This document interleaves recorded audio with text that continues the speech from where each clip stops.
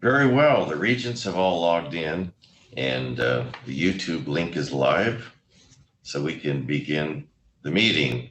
This meeting of the Washington State University Board of Regents is called to order. I'd like to remind the audience that the Regents, as well as presenters, are participating in this meeting via Zoom, and members of the public are able to view the meeting via the YouTube live stream. A link to the live stream is available on the Board of Regents website. During our meetings this morning, Regents will be participating in one of two breakout sessions. Both sessions will be simultaneously broadcast over YouTube, and members of the public will be able to view either session as well as move between either session.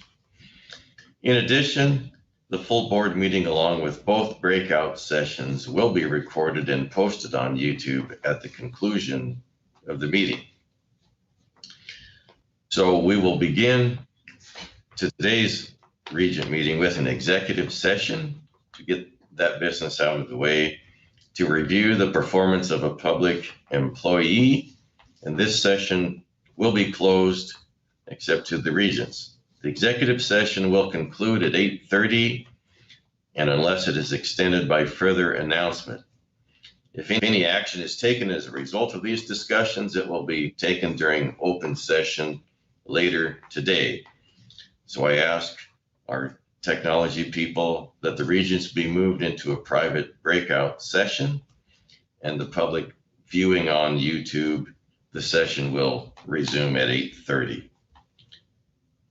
So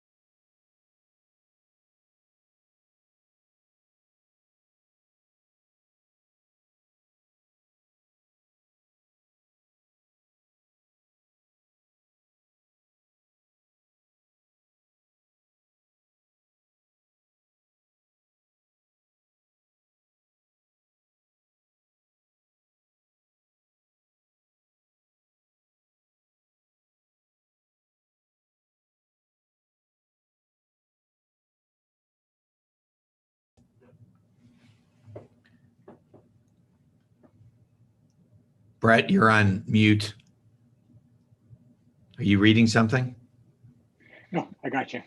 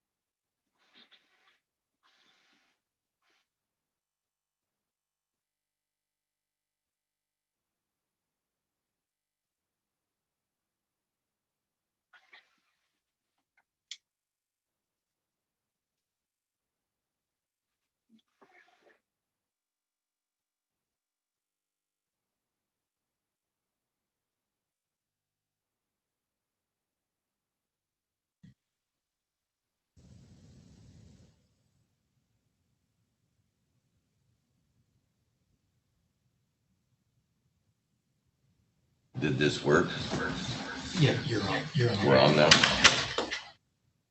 Well, as I so eloquently stated a while ago,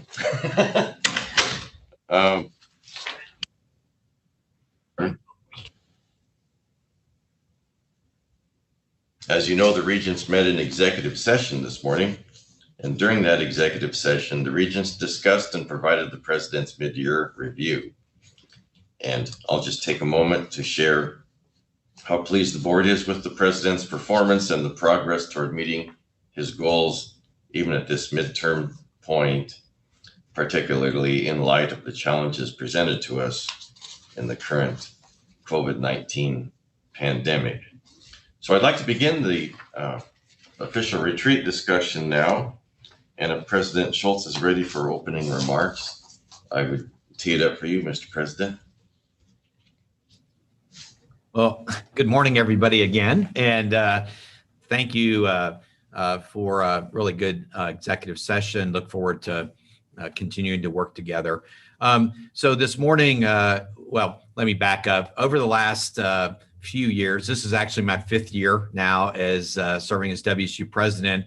The first couple of years, we had retreats where we really focused around longer term set of things. And over time, just because of we had a lot going, they sort of morphed a little bit to a few morning higher, level sessions, and then we would do a bunch of business in the afternoon. And for this particular meeting, we really wanted to kind of reset that a little bit. And as you notice, there is no business today.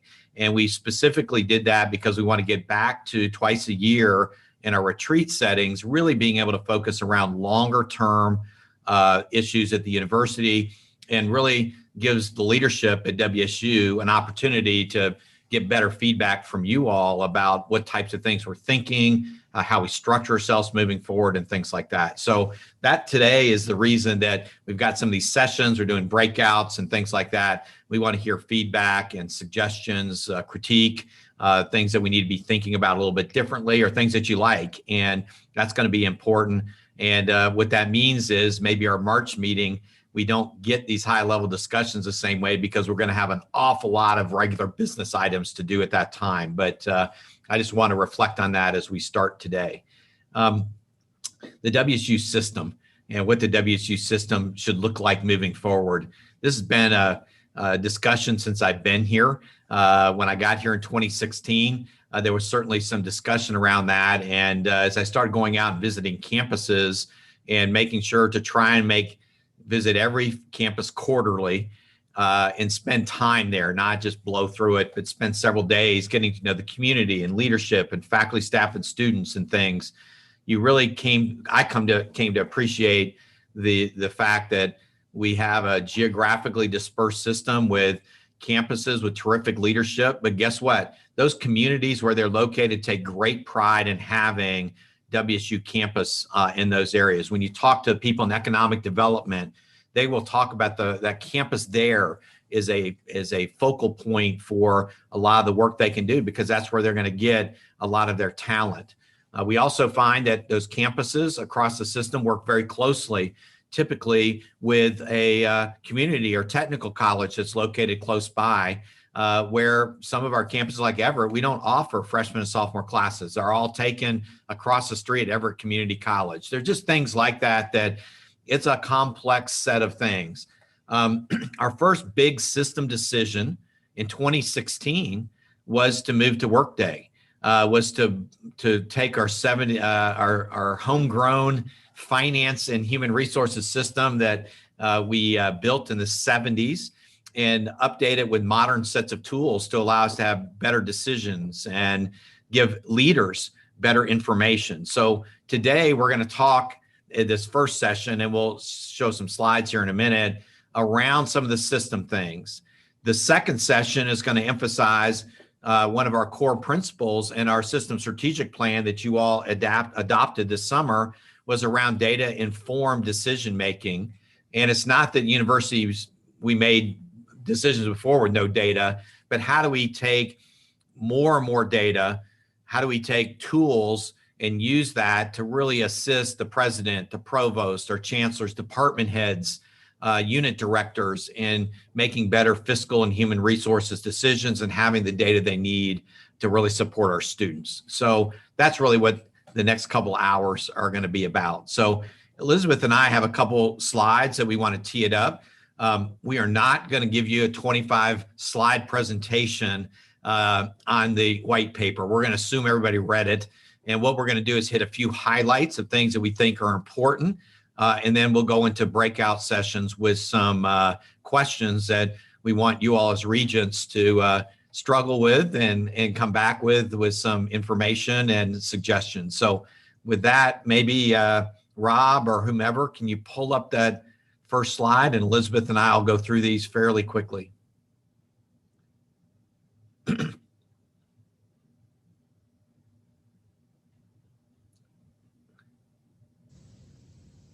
While that's coming up, Kirk, Yeah, okay. can I take a few moments while they work on that, and just for the new board members, a little history. You know, some time ago, we had this model of the parent campus, Pullman campus, with branch campuses, and that got those branch campuses started. Then we started not calling them branch campuses, but now we need to go to the next level and actually help move them along to be fully functioning campuses on their own. This discussion's gone on for several years. When I first came on the board, it was some of the hallway talk of, boy, it'd be interesting when the Regents finally wrestle with what being a system means. And that day seems to be upon us. I thought it might be a future board, but here we are today, starting that exciting discussion. Don't necessarily have to reinvent the wheel.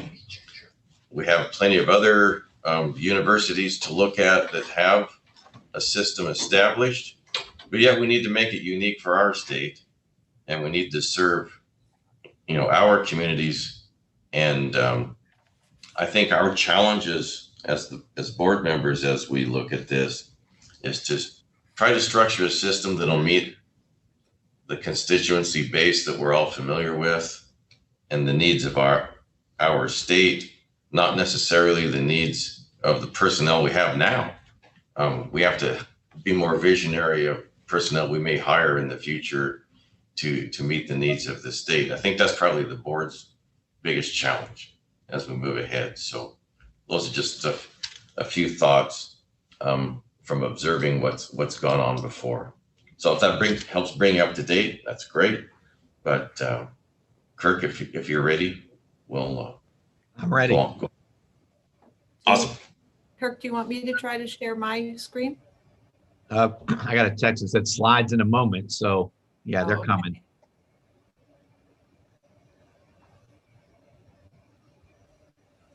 I got them too. And there we go. All right, perfect. Well, you need something to use as sort of a unifying theme. And so we're going to continue to use this semester the ONEWSU System hashtag type of thing to kind of describe this particular effort. Down the road, we may want to go with some different thing, but at the current time, that's really what we want to talk about. So next slide, please. So I think Brett talked a little bit about this, and I think one of the things that we continue to emphasize is really the current administrative leadership structure isn't significantly different from when the campuses were originally started as branch campuses, Spokane, Tri-Cities, and Vancouver. And growth and evolution from a single flagship campus, Pullman, to 6 campuses, 6 different types of centers. This includes research and extension centers. We have a significant teaching presence in Yakima, Washington, and we have a significant teaching presence in engineering in Bremerton. So if you look and say, where are students, kind of congregated across the state, it's these different physical campus locations, global campus, our research and extension centers, and these 2 other places that have our students with different degree programs. And then a reminder, we have an extension center in every county. And this is all part of Washington State University. We also have a strong brand and cultural presence across our state and certainly beyond. We talk about this with the Cougar Head logo, intercollegiate athletics. But when people sort of see that Cougar Head logo across the country, they recognize it as Washington State University. It's unique, and we sometimes diminish that. You live in the state, and you think, of course, everybody knows it. You travel in the Midwest and people know it. And it's just a reminder, we do have a national presence. So next slide, please. Elizabeth, is this you or me? I think last time I did this one, really we were just developing this point that when the legislature originally approved the multi-campus system, the expectation was that we would focus directly on local community needs in terms of both students and communities, economic and social development. So that was the main sort of an extension of your original point. And just to show some of our locations, I don't even think all of them are on here, but to show some of our major locations. Next slide. Okay, so one of the things that Kirk and I have been doing as we worked through the white paper that you saw was try to both in text and also what I refer to as my crayon and scrap paper drawings, take a look at what is our current leadership structure at WSU and how do we compare to our peers. Not that we want to be like our peer institutions, because in many ways we want to take advantage of the strength of WSU and our relative youth in comparison to many of our other peer public university systems. That gives us some ability to really mold ourselves for the 21st century. We're not yet quite stuck in our ways. And so, what do we want with the approved system strategic plan, with the report on roles and responsibilities and reflection of that? It's a great time to take a look in the mirror and see how we're structuring ourselves and again, how we're similar or different to our peers, and is that a good thing or a strength, or is it something we want to take a look at? So this is a leadership structure of the current WSU system, really just focusing on executive leadership. So it doesn't have every single one of Kirk's direct reports, just the executive leaders. And so the president is at the top of the chart, as you see, and I'm sorry, it's small font, but there are a lot of people to try to squeeze in here. And as president, he serves sort of de facto as the chancellor of the Pullman campus, even though that is not codified anywhere. And his two separate hats are not clearly delineated. But right now, the president essentially serves in an unwritten way as the chancellor of the Pullman campus, as well as the system president.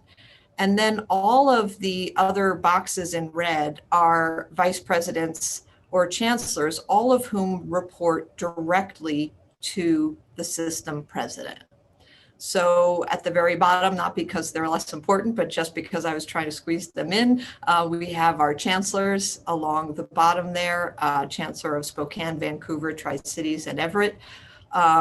We have our chancellor of the global campus as well, but then vice presidents all across the first two rows of crimson colored people.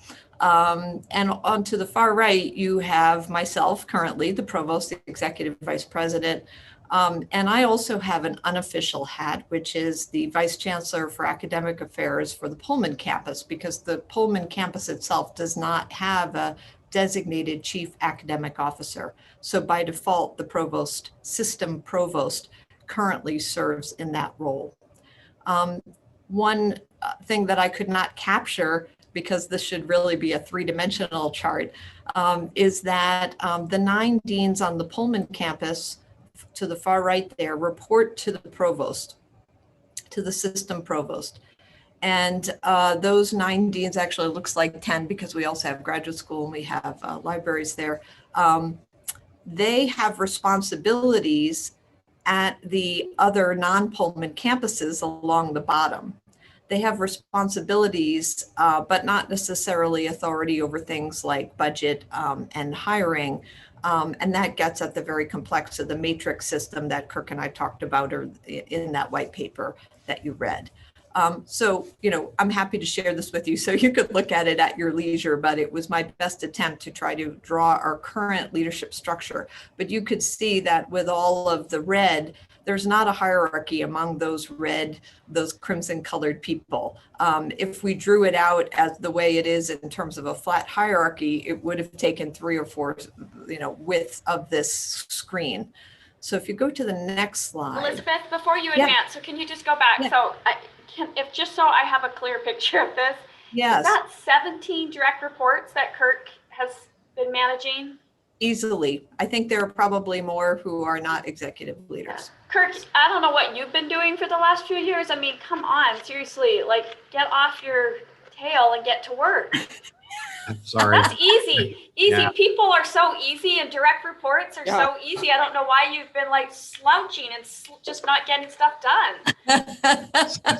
Sorry. Yes. So, you know, this was something that I noticed immediately. Obviously, even when I was interviewing, I noticed this, and it's quite unusual. I will just say, you know, there may be ways that we are similar to other systems, but this is highly unusual to have that many direct reports to a system president in that role.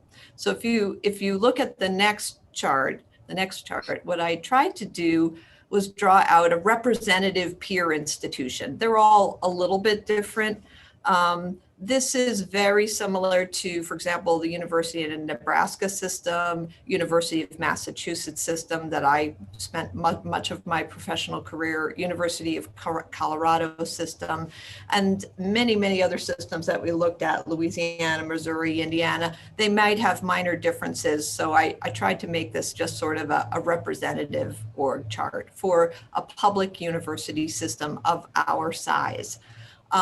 Typically, like you can see here, you've got a system president, and then there are a variety of vice presidents who serve system level responsibilities in support of the campuses that are part of that system.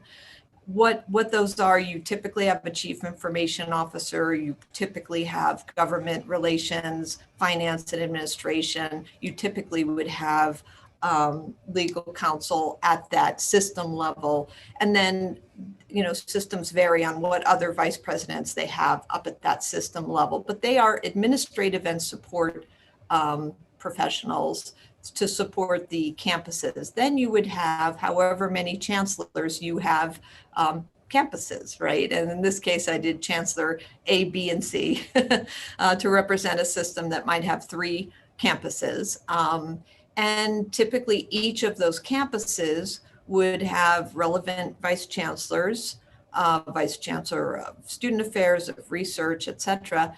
And they would each have their own campus chief academic officer. We do already have that on the non-Pullman campuses. We have vice chancellors for academic affairs, vice chancellors for student affairs at our constituent campuses. But in other systems, you would typically also have localized deans or program directors, so that in our system, our deans serve across the system, and in most other public university systems, deans report only to one campus. And so that is one way that we are quite distinct. So that just gives you a little taste, because as we're talking, when you read the ONEWSU paper and when we start to get into our sessions, you know, we live and breathe and think about this every single day of the week. And we wanted to just give you a little sense of you know, how we are unique. Some of that, as I said, could be seen as a strength, and some of it really presents some significant challenges as we think about what the next steps in our evolution are going to be. So with that, I think I'm turning it back over to Kirk. So one of the first steps, thank you, Elizabeth. One of the first steps we think is really separation of my position into a system president that's focused around overall leadership of the system without a singular focus on a particular campus, and a WSU Pullman chancellor that's charged with overall leadership of the Pullman campus.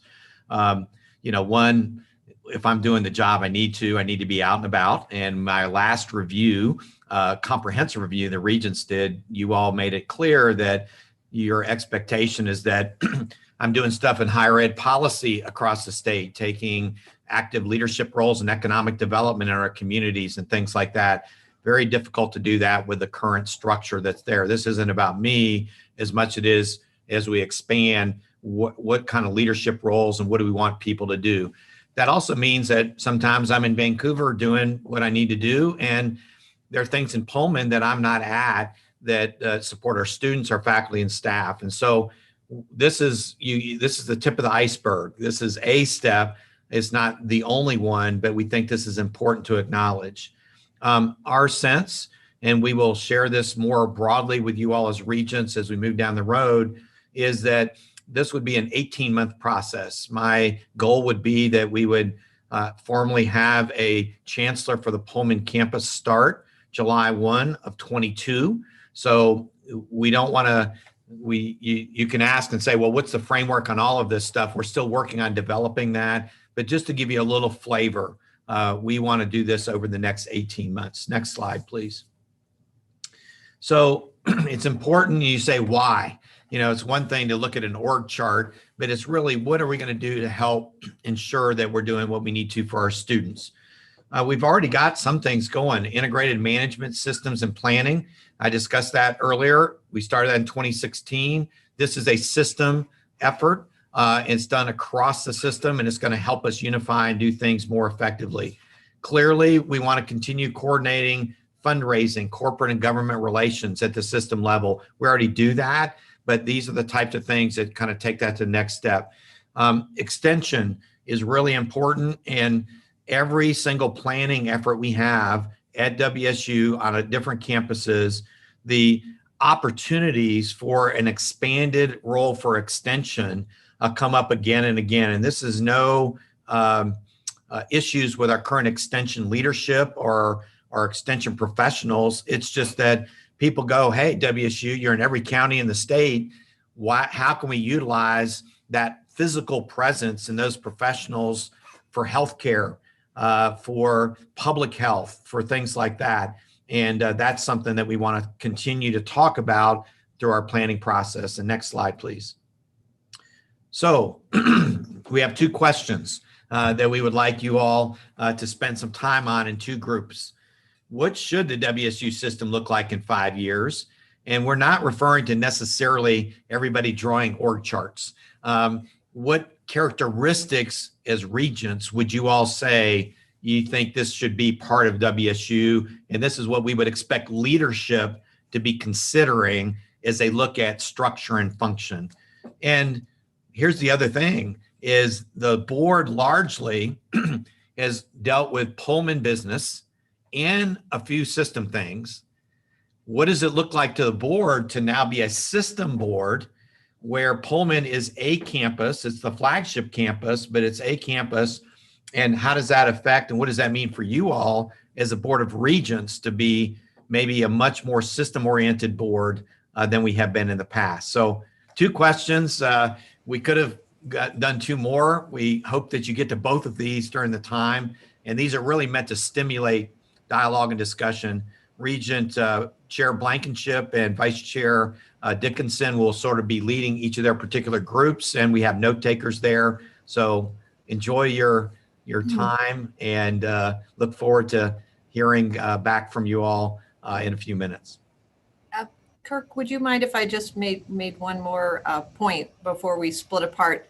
As we have been working through what we'd like the system to look like, one of the things that Kirk has said many times is that this is not about either we're going to be more decentralized or we're going to be more centralized, but instead, what are the services and activities that a centralized system should provide, and what are the things that we should delegate more authority out? And we thought you all have a vast array of strong professional experience in thinking about this and all the many things that you've done in your lives thus far and are embedded in now. And so, just so you know, that's sort of where we are in thinking about this. As Kirk said, not so much the org charts, but what is it we want the system to do, and what is it we would like the campuses to do? And that's sort of where we are in our brainstorming. So are we envisioning about a half-hour discussion? 20 minutes maybe, something like that? So I'll wait for the tech people to break us out into our 2-headed monster. It'll take a couple minutes.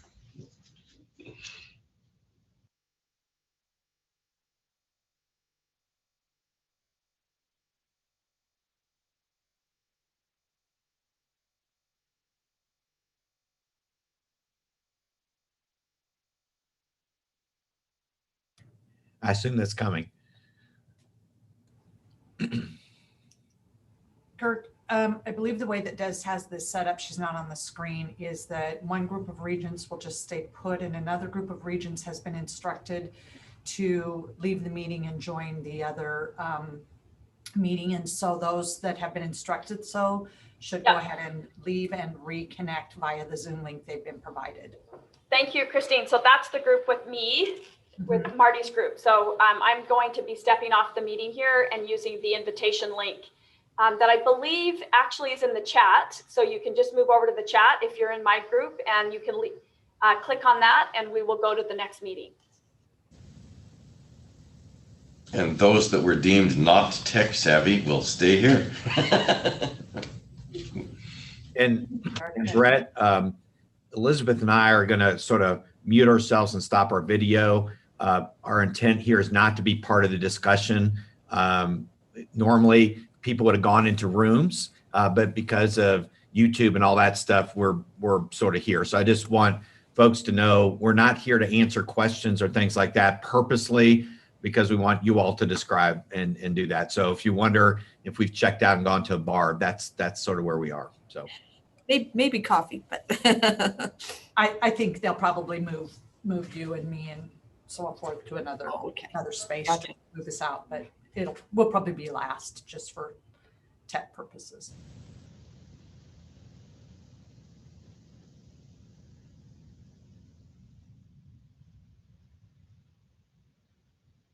So I think I am left with Regent Redmond, Regent Powell, Regent Sims, Regent Ramos, and Dr. Crouch. So Ginger is on the line with us to take notes. But having been presented with this subject, does anyone have any opening thoughts of where we might go? Particularly to question 1, what should we look like in 5 years? Greg, please. So when we got this and we had faculty senate meeting last night, we had an opportunity to discuss these two questions. And one thing that sort of came up really quickly is how can we be asked to describe what the WSU system will look like in 5 years without simultaneously being asked to describe what a campus will look like and what extension will look like.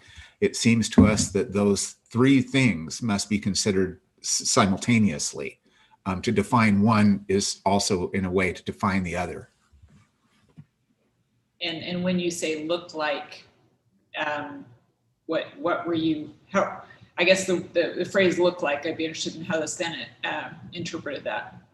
I guess organizational structure, and primarily if we think about centralized versus decentralized in terms of roles, responsibilities, oversight, that sort of thing. How do those things parse, right? For example, to say that campuses will be granting, or how we talked about deans reporting to campus lines and things like that. How will tenure and promotion go? How will campuses have branded degrees? And if so, like in all of those kinds of things, what's the converse? How do they knit together? That's the question. And how does it look, I guess, just came from the question title itself. You know, Greg, as I think about it, this is a chicken and egg thing because you can't get the details until you have the general characteristics about what you want. So it's a bit of a challenge. For me, I'm just so thrilled that we're actually doing this. I've watched this whole campus system since I came out to the Northwest and Tri-Cities shortly after the branch campuses were formed, and have watched the evolution. And we started, I can remember a conversation with Elson and some others back probably 2015 timeframe, where we were beginning to talk about the whole system idea. And I'm really pleased that it's a time now, but I think if we stick with some general characteristics of how do we want to see this play out and what should it be like in 5 years, just at a high level, I think a lot of the that'll help the detail flow as to how do we make that happen. And from my point of view, I'd love to see it truly be seamless, truly, we still have vestiges of the branch campus concept, even though we're calling them all campuses. And I think being able to truly make them full campuses, but connected campuses, without making them feel in some ways like a secondhand citizen, to Pullman would be a major sea change. And I totally agree. The devil will be in the details. Absolutely. I'm just saying that as we think about this, my suggestion is that we think again about describing or a framework, a very top level down of what a campus is. For example, global campus is very different. It doesn't hire faculty, for example. So what does a campus look like? What does extension look like? And how is the umbrella of the system placed? I guess that was the big thing that came out of this for those two questions.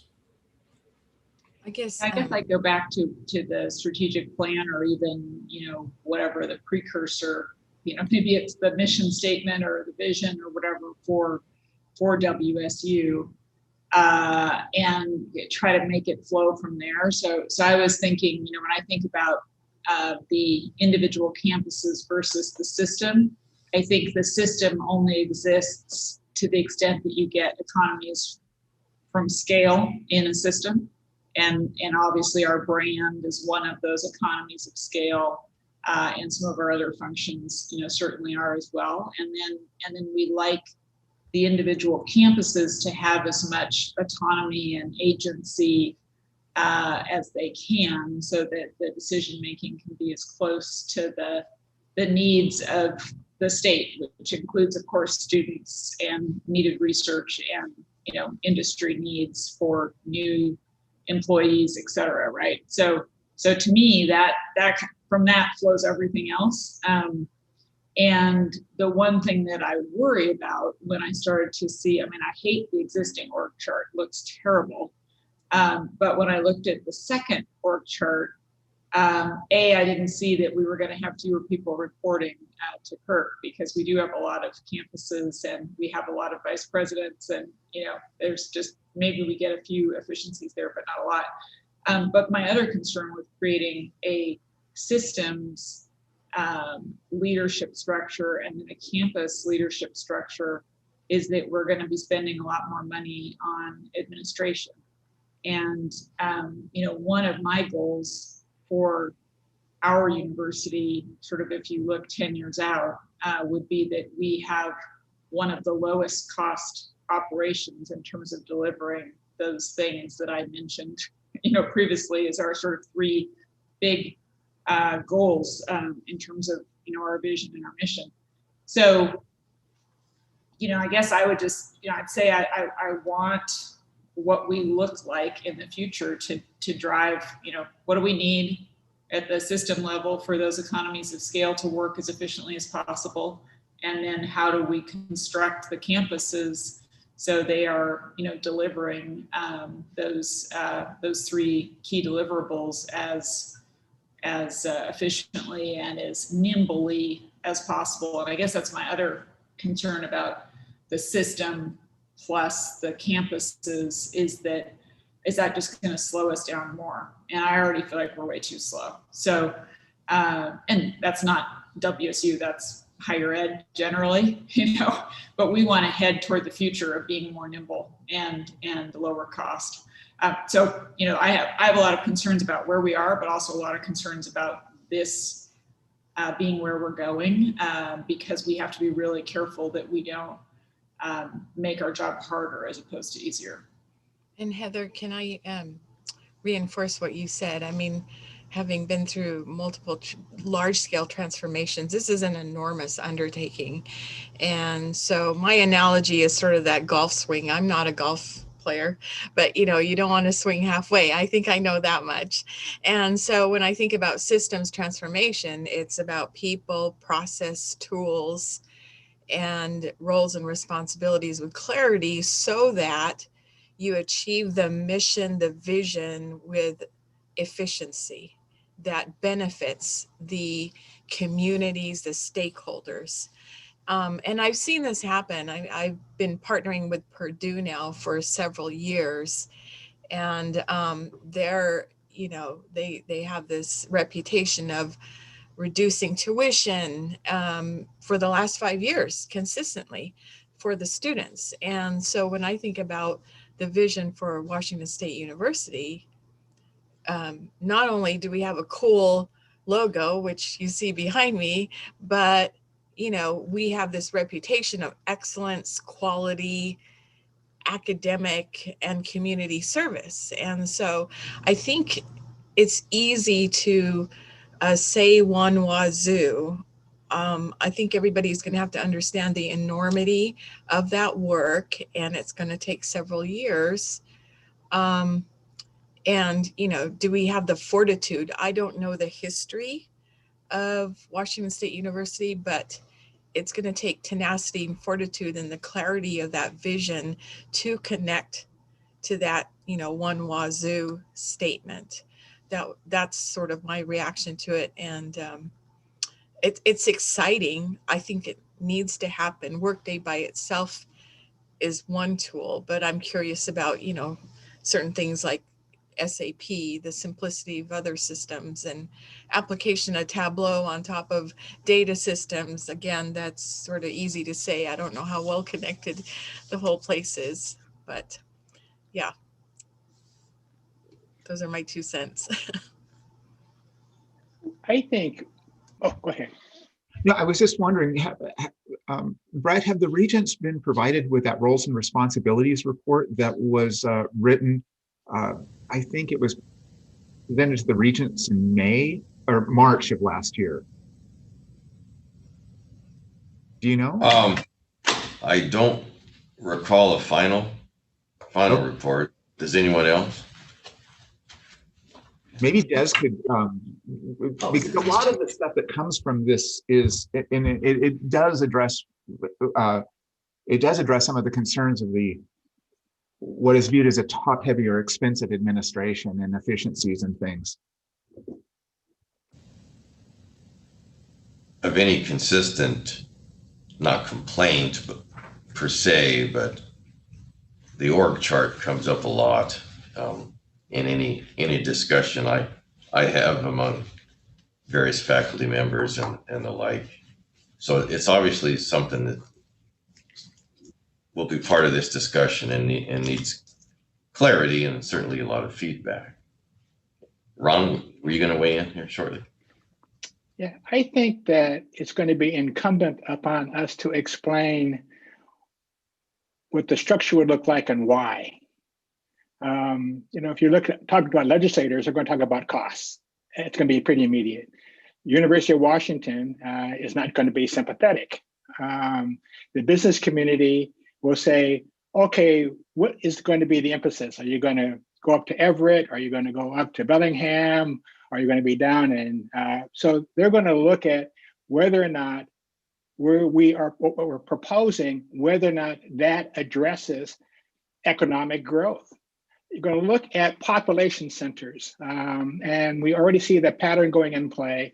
And so on other issues, there's already adjustments being made as to where we think people are going to be moving, who they are, which is really, really critical, and what issues will surround those communities as they grow. And so I think that there's one thing to talk about a plan. There's another thing to talk about whether or not people are going to think it's real, whether it addresses the reality of economic growth, whether or not it is going to be costly, a ill thought out venture, who are going to be the winners and losers. The closer you get to Bellingham, you're going to have Western Washington, which has its own culture and its own influence in Northwestern Washington. If you go down toward we're okay in Vancouver because we have a presence. But if you go down into Tacoma, it's going to be a significant. It's already been a fight there on a number of issues. It's just going to be a bigger one because they're taking a lot of growth. They have a lot of new things that are going. We have a very large complex nearby in terms of WSU's presence. So I don't want us to think that it's easy. I like the idea, but yeah, I have yet to be able to figure out what the effective argument would be for the state legislature to accept it. I can't think of it. It's going to be really costly. What are we willing to give up? Because that's what they're going to ask. I still can't think of the argument that we would use to convince people that you'd have a big UW and now we want to have a big Washington State University and there's no free lunches. So I worry about the cost. It's not that I'm a Republican, I'm a Democrat. I'd love to spend money, but I'm unsettled, quite frankly, and I think I'm unsettled. I don't think we have put together the fundamental reason why we would do this, what it would cure, what it would mean to the business community. I don't see that yet. If you're dealing with unbelievers, you got to have something that is very, very powerful for them to want to grasp and around. And I have not yet seen that. We talk to each other. It makes sense to us. But I talked to my wife about it and she didn't. She said, why would you do that? That's the first thing she said. I mean, she's just, why would you do that? We already have this, we already have a lot in higher ed in the state. Why would you do that? And so I would like to know, we need some strategic meat, a reason, a basis for a decision that we have made. Otherwise, I think if it goes to legislature, it will be quickly set aside. Actually, I didn't mean to, I'm not trying to be negative. I'm just too much coffee. Yeah. So I think that Great, go ahead. if you go to that roles and responsibilities report, which I urge all the regents to read because it was really well done. We brought in a consultant on organizational structure. Some of the reasons that we have to change, in other words, 17 direct reports to the president, it's not a not functional organizational structure, are listed in that report. And I think that's what's missing in part of these discussions is I think that Kirk and Elizabeth have been looking at that and trying to synthesize ONEWSU as a response to it. But without reading it, it's kind of, I get your point. And by the way, when you were discussing that, since this is on YouTube, I had a colleague said, just emailed me, kudos to Regent Sims. Greg, so I didn't see that Kirk would have fewer direct reports in that second chart. No, that's so that, yeah. So I don't get what you're saying, that the roles and responsibilities are. So I guess you're saying those two things are separate. Yeah, there was a big deep dive into organizational structure that resulted in a roles and responsibilities report.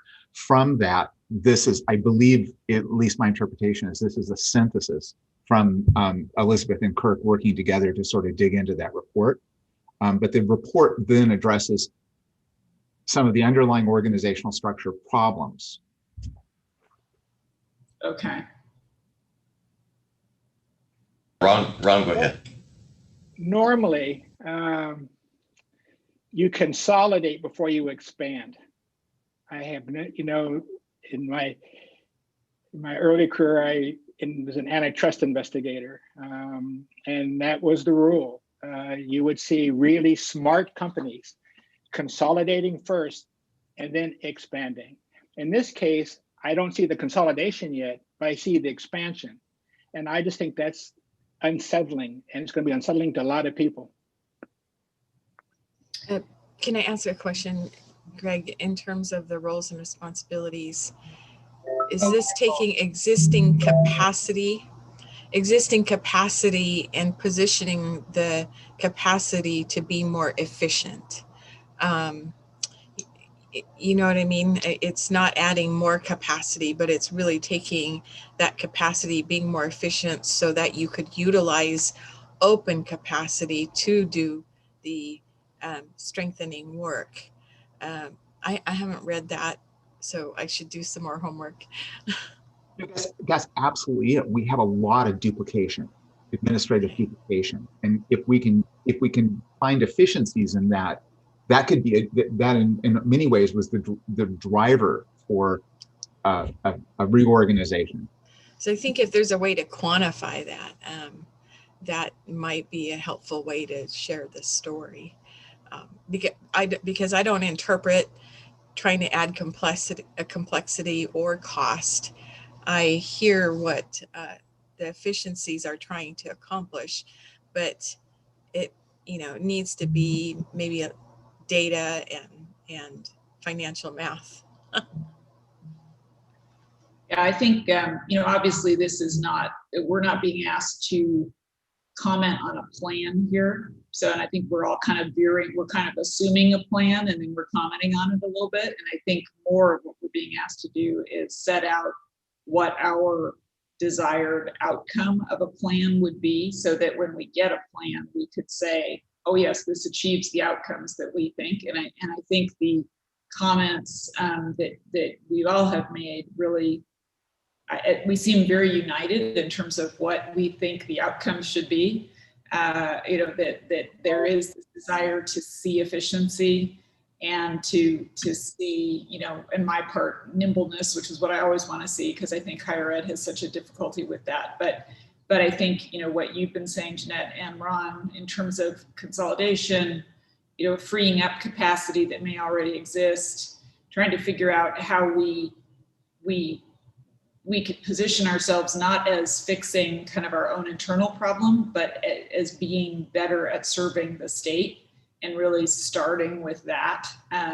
What you said, Ron, in terms of like, why would we be doing this? What is the compelling why? Because it is, I think the thing that we have noticed a little bit is that there was so much deferred maintenance on the WSU kind of core engine. You know, this is why Workday, this is why a lot of the new team members have been brought in, that we want to get to that place where we're no longer trying to fix ourselves on the inside, but instead working on how we can be better to the constituencies that we're supposed to serve. And so we want to ground everything in that. And we want every discussion to start from that. And so when we think about what we want it to look like in 5 years, the look like would be some improvement in certain metrics, I think, more than, you know, we want it to be organized in this way or that way. Because we think the what it looks like would be a thing that legislator could get behind, a public member could get behind, Ron's wife could get behind, as opposed to, I love that org chart, which gets no one excited, right? So I think that's, you know, probably a better thing for the Regents to focus on is what do we want to achieve, and then everything else is driven from that. I'd like to weigh in a little bit on this. First of all, on the org chart, as bad as it is as far as number of reports, when Elson was here, there were 30 or more. So it's actually been trimmed, but that it's still way too large, and I fully agree with that. You know, as a part of the why, I mean, clearly, efficiencies, nimbleness are very, very important. But one of the things that I have seen as being really close and attending advisory committees, actually, I sat in on most of the advisory committees that were held back just before COVID started. There really are inefficiencies that exist in the relationship between all the campuses that are not Pullman. And there's inefficiencies all over the place. I mean, there's been a lot of financial issues, which Workday is going to help out a lot with, but there's also a whole lot of things involving how tenure is managed, how campuses operate, and so forth, that I think there's a lot of room for a great improvement. And so I think that you're right, Heather. I mean, if we stick to this concept of what we want to see as far as you know, better financial opportunities to reduce costs for students, and the entire thing has to have these certain metrics involved in order to see it really mean something to others. But I can tell you that beneath the surface, there is a lot of opportunity to make that happen from my point of view. Heather, could I ask a question? Yeah. What is, so we agree we have a very well-articulated mission to the state of Washington. But I think that in speaking with the president and the provost, one of the issues is, and this roles and responsibility report that came out, is that our current structure will prevent us or hinders us from meeting that mission in certain fundamental ways. And I think that's one of the, I'm not defending the one WSU, I'm just saying I think one of the drivers for this is that they're trying to figure out how to meet that mission, knowing there will have to be a structural reorganization for that to occur, that we can't do it the way we are organized now. That's my take personally. Yeah, no, I totally get that, and I agree. I just think that some of the outcomes have to be they have to be measurable, you know, and they have to hit some of the metrics that we were talking about. And it has to be about, you know, fundamental reform across the board. It can't just be reorg of the administrative staff. You know, it needs to be obviously something that impacts faculty as well. We have inefficiencies and redundancies there too. So, you know, we have to look at the full picture and tackle it comprehensively. But I think the end result can't be measured in Kirk has fewer direct reports and the deans are happier, just for example. That wouldn't be something that, Ron's wife would get excited about, right? Because it's not dropping down to the level of we are now accomplishing more with less, which is, we know what we need to accomplish because we're all very clear on that mission, but we need to figure out how to do more of it. And for, more people and changing people, as Ron, articulated, with less, or at least no more, right? And just kind of looking on its face, this looked like this might cost more because suddenly we have the need for a full team in Pullman and a full systems team, whereas before we were kind of getting confused about who's running Pullman versus who's running the system. Jeanette, I was really intrigued by what your comment about what's going on at Purdue. We were given some links to reading materials about structures and data and so forth. But I think that a study of what Purdue has done to reduce its costs for the students, and I'm sure there's other universities that have done that too. There's so much written all the time about the high cost of education and how it keeps on higher education, how it keeps on spiraling. And I think that we are in a situation for some time to come to recover from this pandemic. And plus the fact that there's never been enough money, so to speak. So I think it would be really fruitful to take a look at these, what's going on out there amongst our peers, to look at how we might actually reduce the overall costs. Yes, and so I also looked at the links and the Penn State and the Iowa, I think, but Purdue has been fairly relentless, I'll say, and very focused on those outcomes.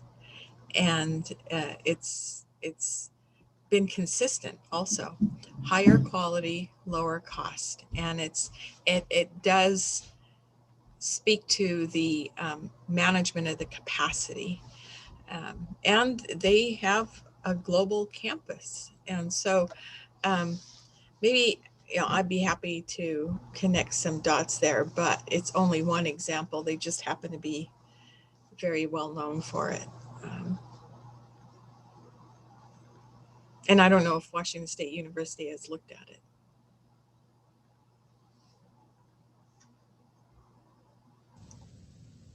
Yeah, I'd be interested in learning more, but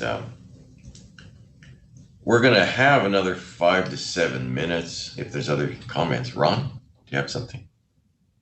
Does the business community want this? I mean, in the end, the business community is going to say either they want it or they don't want it. And no matter how we feel about it, it's going to come down to whether or not the business community believes this is critical. Do we know whether they are or not? Ron, I can tell you from listening to some of the advisory committee people, that was one thread that comes through from the advisory committees, who predominantly are, industry, or for certainly economic development in the communities. They see the inefficiencies going on between a lot of Mother May I stuff to Pullman and the ability of our other campuses to really address the needs of our community. It's certainly gotten better since Kirk took over, no question, but there's still ways to go. So I would say that those that are, engaged with our university campuses from different communities, I would agree that there is some work that needs to be done. I want to support that as well, because I think some of the operational efficiencies would result in quicker modification of existing degrees and new degrees to satisfy the needs of the business community in the state.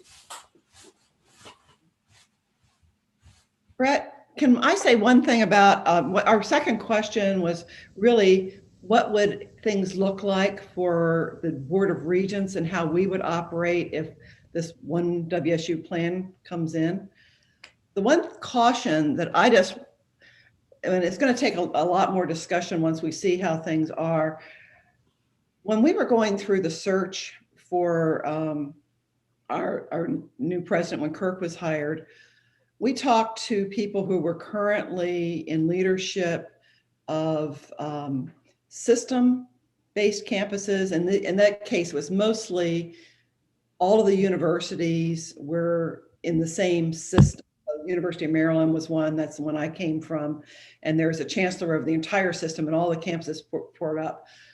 Having a lot of different entities that the Board of Regents needs to look at can be a bit of a thorny thing, because how do you pay attention to all of them?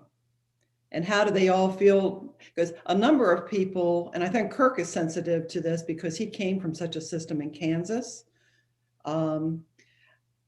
It can be very difficult for some campuses to be heard by the Board of Regents. And so I think if we do embark on this, we need to have some discussions about how would we as regents understand how to make policy, look at financial across the system, make sure the system is working the way we would like to see it work. So it's going to add an extra layer of complexity for us as well.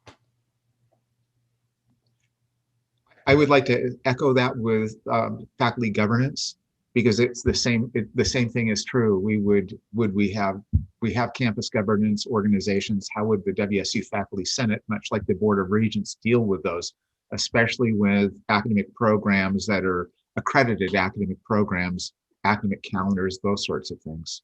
It would be a challenge.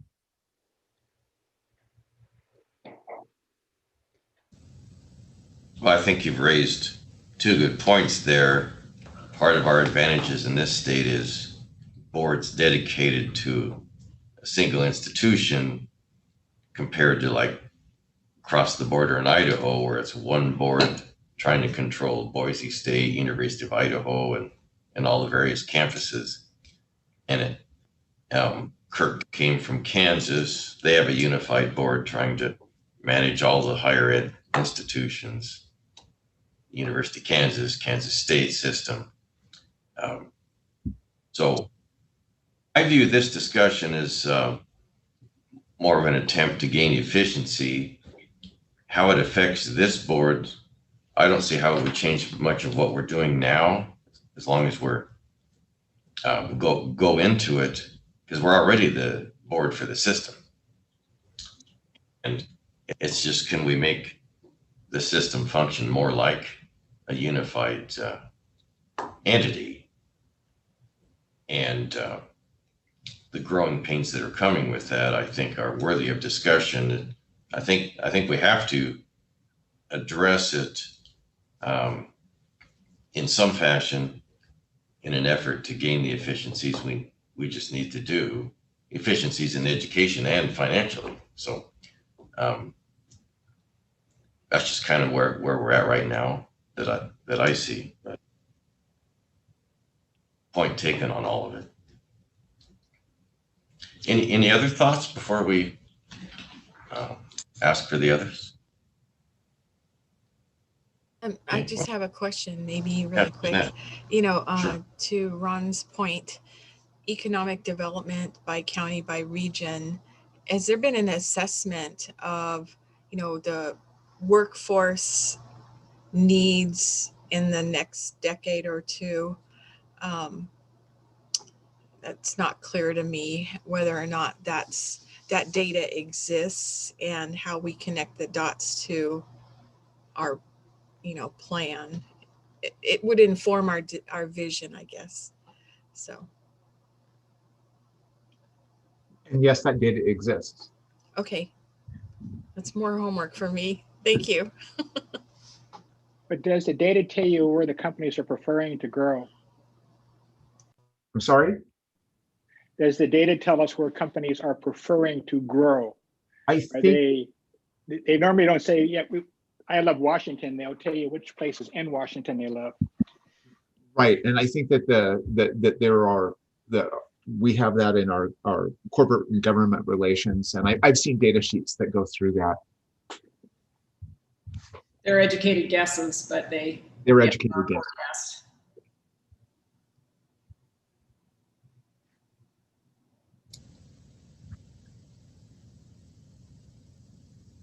Cool. Everybody make I it see back. more people joining us. Are we back on YouTube? Yes.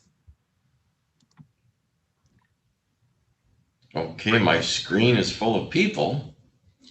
So where do we go from here? Kirk, did we have another?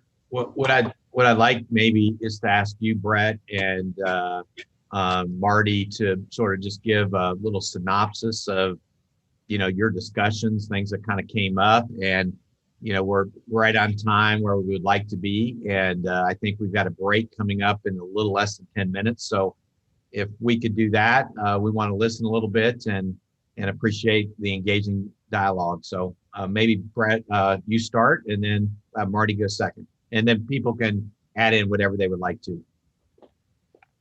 Sure. As I was listening to our subgroup, the common theme came up as to, we need to be able to sell the idea of why, and a strategic basis for some newer ideas.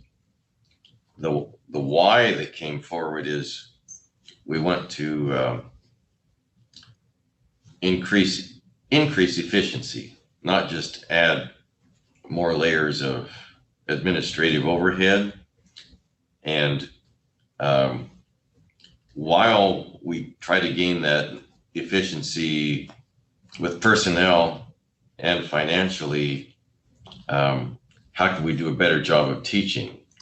Then the idea sells itself. So as we toy with org charts and roles and responsibilities, it needs to be in the framework of meeting the mission of the university and efficiency, trying to eliminate administrative duplication. And, trying to seek that clarity of assignment is great, but what we would also gain is the nimbleness that higher education often lacks of responding to community needs. So if some of that nimbleness is gained with campuses being able to react quickly to their community needs, then I think we've made a step forward. So initial responses, some of where we are can seem top heavy, and when other campuses try to respond, or if they need a certain degree program for their clientele, it seems to be a little bit of Mother May I to Pullman rather than reacting quickly. And those are some of the thoughts that came forward. That's what I wrote down. If people in my group had other things to add, please say so now. Other than that, I think that's a good starting point. Marty, do you want to go? Thanks, Brett. Yeah, well, first, that format to break out like that was really great. So thank you, Des and Chris, for helping us kind of get that set up. As it pertains to what should the WSU system look like in 5 years, I think that we started out with the conversation, and it was a really good place to start, around John suggesting we need some tenets around what that looks like and what that North Star is. Really looking at who are we trying to be, why are we trying to be that, and then ultimately who are we trying to serve, and how are we going to meet our students where they need to be met. So all of us are in agreement with this concept of growth and moving and pushing out into different areas and into our communities like Yakima. Enrique, as he noted, that's 50% Latino, right? So and the racial disparity that is occurring on so many fronts there, how does WSU in the next 5 years, in perhaps our North Star, really look to be intentional around breaking down systemic racism through also the efforts of delivering really fabulous healthcare to rural communities, while also grabbing these students that are, have so much potential but don't have access. And so how are we going to do that? But having tenets that really kind of are succinct in what that looks like. And wrapped around that, and probably for a very separate discussion, Kirk, is that I think that more and more we are seeing that WSU has a really outstanding comprehensive story to share, and even more so as you start to do this one system. But I'm not sure WSU has invested in some of the things that need to occur to make that happen, to elevate you and have you be a thought leader in this state. I think the work you're doing on the home front is going to allow you to have perhaps the time, maybe, but I know you're intentional about this. But it's one thing to have the time. It's another thing to have your regents all have a pitch deck so they know exactly what they're saying when they're at their Seattle Chamber of Commerce meeting. And if I'm sitting somewhere or you're sitting somewhere, that we are telling the WSU story in a very comprehensive, robust cadence that just starts to just be, we're everywhere, you hear it constantly, and we are succinct. That kind of dovetails into the vision for what we thought about for the Regents. And it's really, about being leaders of one system, WSU.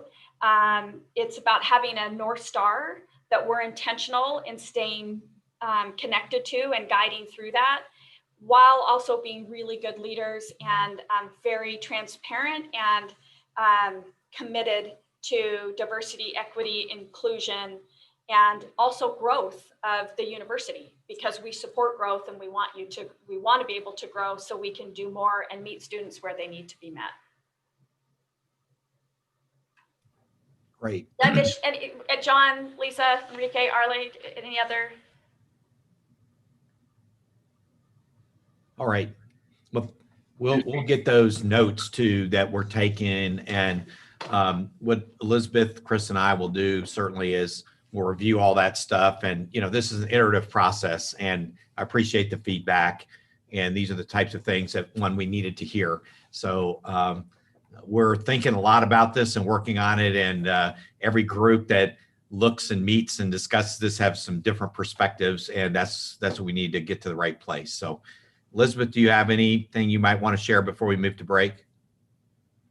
No, I just really appreciate your insights. I think there's a lot of similarities between what you were saying, Marty, and Brett, which is keep that North Star, the why. We understand that and live and breathe it every day, and may take it for granted a little bit, and so making sure we're communicating that out as the starting point, rather than jumping into the, well, how, right? Well, and I know that I've said this 100 times, and it comes from the work that I do and that work that Lisa does. So I know it's a broken record, but there is value in investing in a communication strategy and a public relations effort. And I think it's an area that, Phil does what Phil can do, but it's a lot of work, and we got to support the efforts he has. And we have to be, I think, we have all this work you're going to do, and it'll be really amazing work. But if we're not telling the story in a very consistent cadence with very consistent messaging and really, really intentional aggressiveness of where we're placing Kirk to tell the story, or you to tell the story, Elizabeth, or, Pat Chan, anybody at WSU, and every one of us on this call, then we're missing an opportunity. Absolutely. Oh, did somebody else? Any other thoughts? Oh, sorry, Kirk, go ahead. Nope.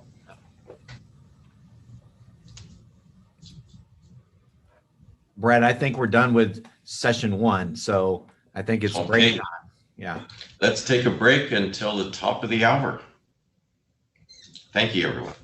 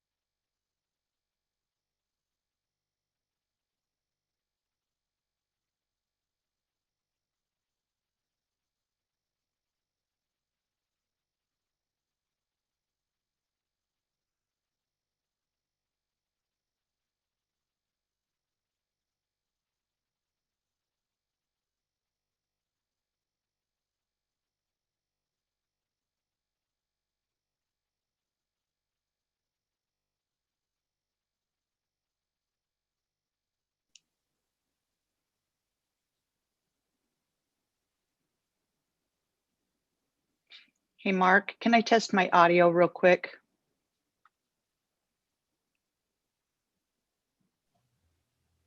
I hear you.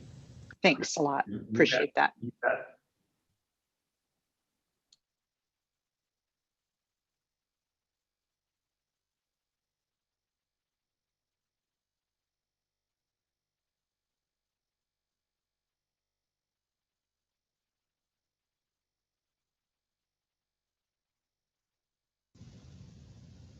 So Chris, I've been emailing really hard questions to all the other regents.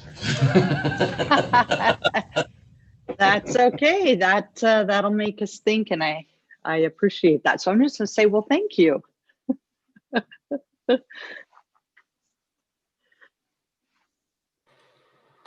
Chris, nice work on the breakouts. That was really good. Thank you. I appreciate that, and I really have to pass your compliments on to Des. So she and the folks, Kyle and others, were the masterminds. But thank you for that feedback. Well, yeah, I know it was a logistical nightmare around it being a public meeting. So shout out to Des. We appreciate it. Yeah, for sure. And you know, as we get used to doing more of these, hopefully we won't have to because we'll be in person, but it's a good tool.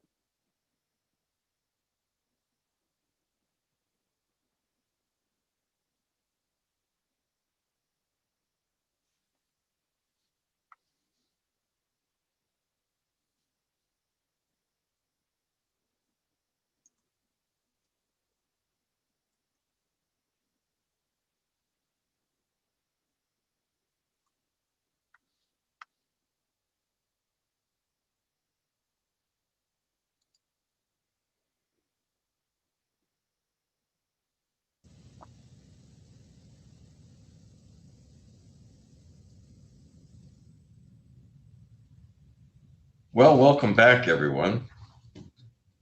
The next item on the agenda will be a discussion for data-informed decision-making. And Chief of Staff Hoyt has our undivided attention. Christine, if you're ready. I am ready. Thank you so much. One moment.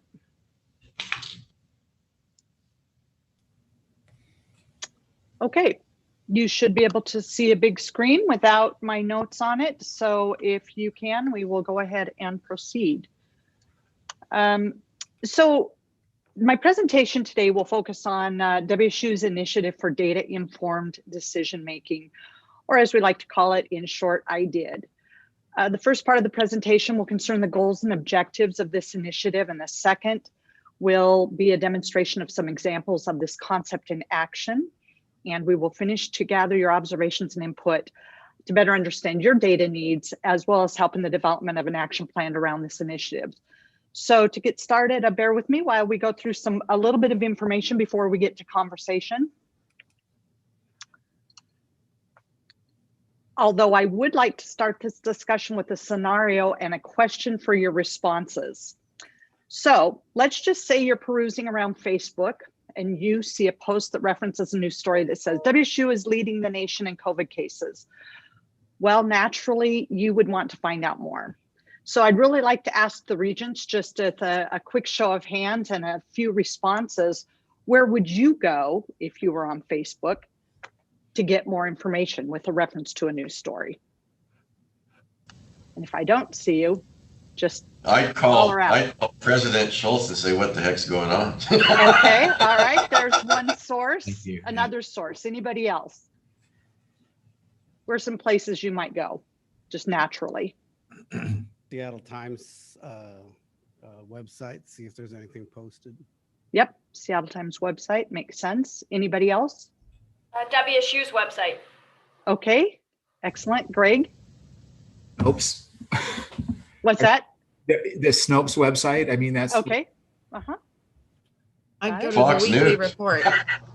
Fox News, you go to the what? The weekly report. Okay. All right. So that's very helpful. You might go to other social media posts, Twitter might be talking about it. There's lots of comments probably associated with those once that gets started.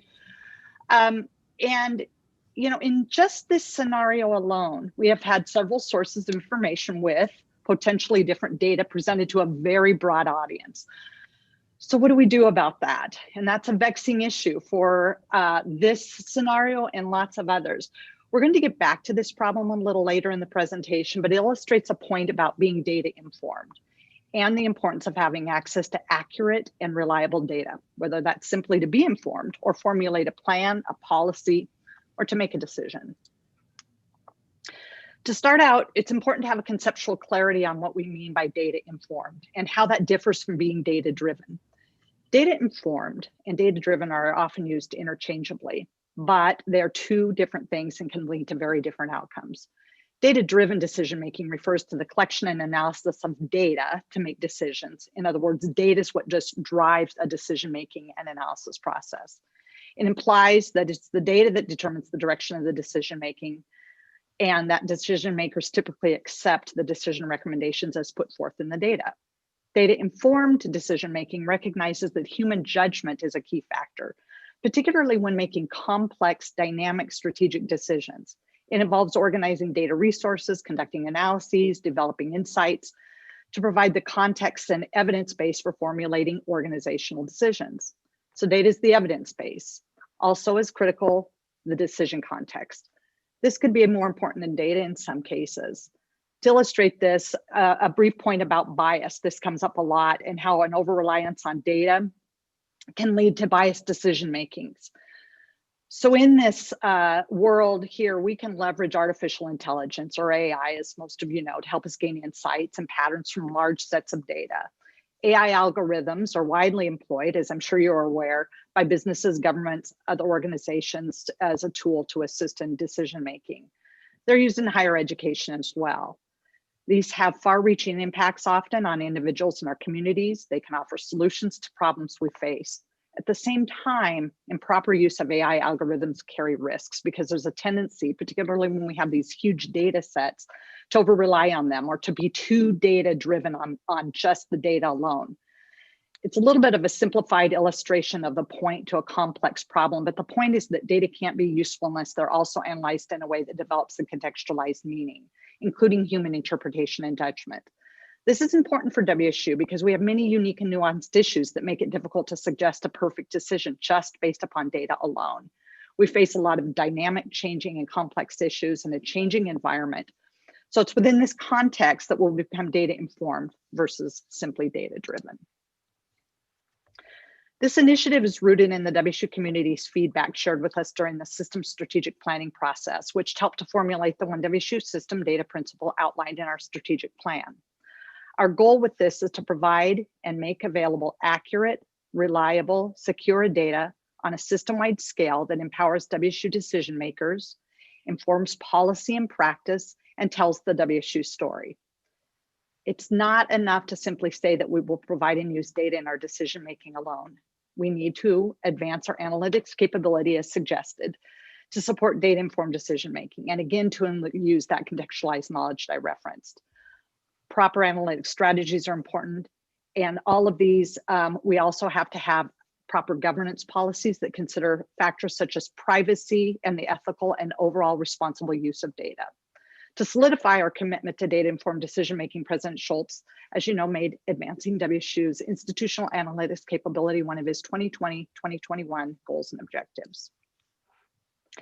I would like to provide you with a bit of additional context around a growing energy for this type of initiative.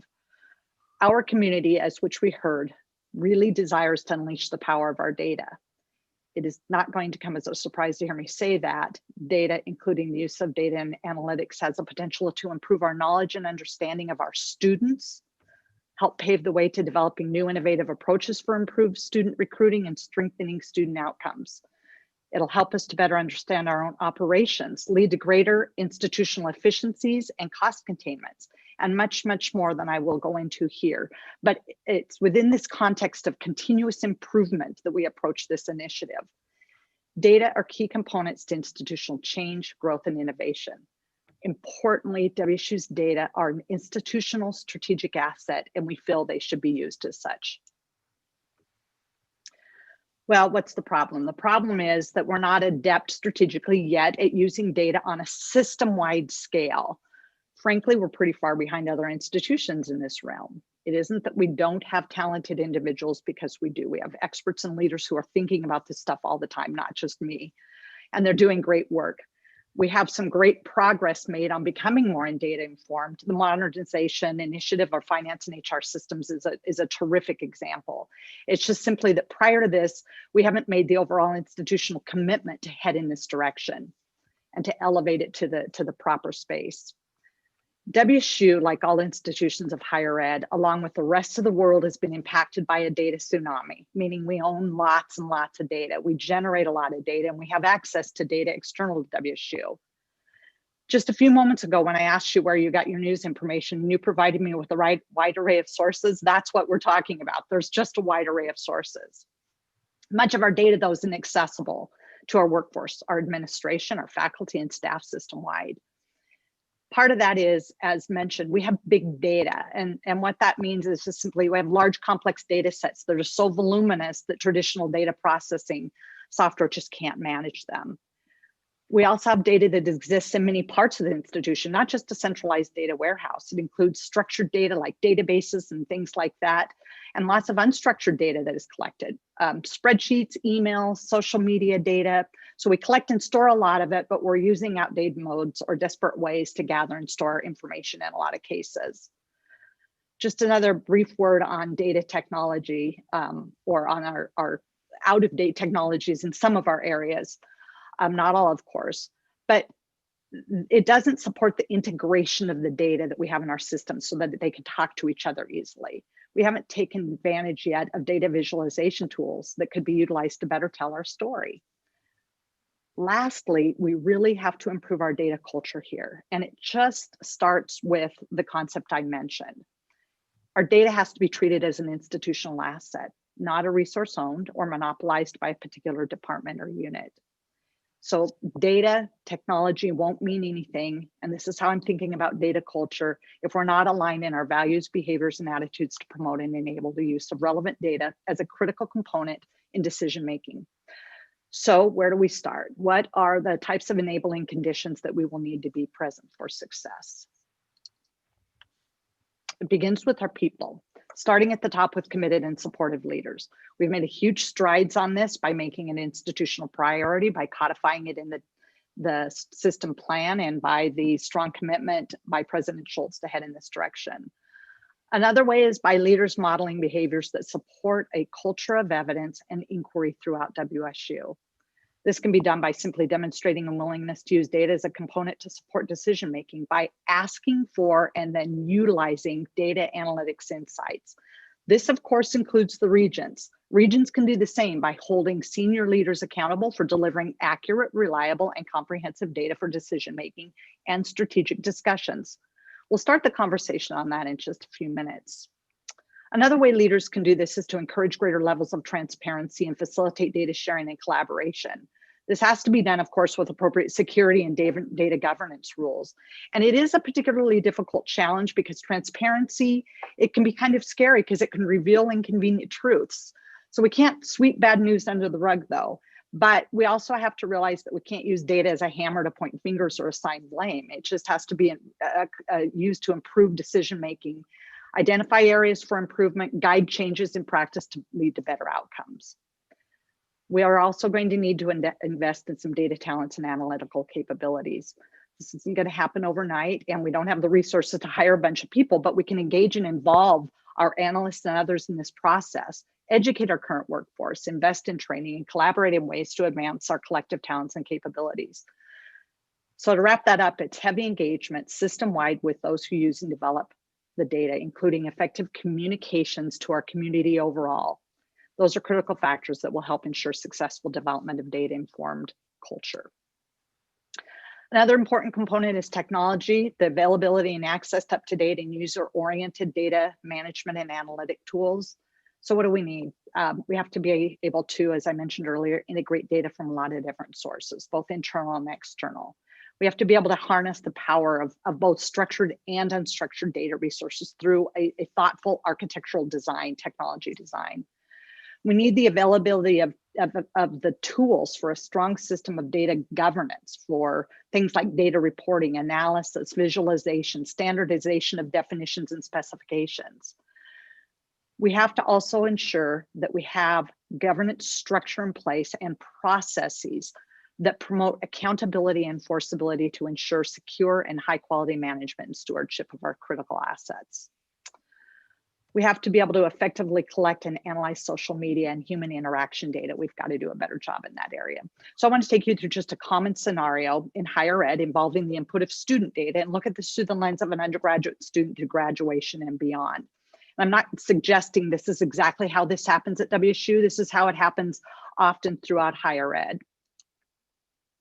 For this, I borrowed a slide from our friends at the University of Arizona. We've been studying lots of universities and how they do things, and they've done some really good things in their systems. They have a real robust system for collection and proper analysis of student data from the moment a potential student contacts them through graduation and beyond. So pretend I'm a potential student. I'm going to maybe fill out an application through the portal or make an inquiry, visit a campus where information is gathered about me, my interests, my potential as a student at WSU or another higher ed institution. Eventually I enroll, lots of data collected there. I'm going to apply for financial aid, more data. My academic career has its ups and downs. I get okay grades, lots of visits with my favorite faculty member who jots things down, my advisor who has a perspective. I'm involved, that might heavily involved in activities and clubs. That has some probably to do with my grades, but I eventually graduate, yay, and start to build a successful career. By the end of my undergraduate career, lots and lots of data has been collected, and it's part of my overall academic profile. Much of that remains locked, though, not to be analyzed. There's well-intentioned, and in some cases, legal reasons, good reasons for that, of course. But in all of this, degrees are granted to graduates, but then we have limited knowledge about their career success and their ability to look back, into their profiles and keep them continually engaged with WSU and beyond, beyond graduation. So obviously our folks in student affairs and academic affairs and others collect and properly analyze and collect data. And not having, though, completely integrated data isn't the biggest barrier to success. It's just an illustration about the continuous improvement that we can think about and the opportunity to get better at what we do. So back to the beginning, before starting the conversation, I want to provide you with an update on one of the key components before moving forward, having the right tools in our toolkit. One of those I highlighted in the past was Tableau, which we purchased this past month. And a little bit about why Tableau. Well, we got a hint about that when we engaged with a bunch of higher ed institutions, including all of those in the Pac-12 who use Tableau. It's best known for its data visualization capabilities. It's a recognized national leader in modern analytics and business intelligence platforms, from data preparation to visual exploration to insight generation. They have an emphasis on self-service and augmentation. I know I'm throwing out a term. It just means they use machine learning and artificial intelligence in their functions. Critical point, though, for us was that Tableau shares our approach to data-informed decision-making, and that's driving organizational culture change in this area by combining the use of people, technology, and governance model that supports more of a self-service analytics model on a system-wide scale.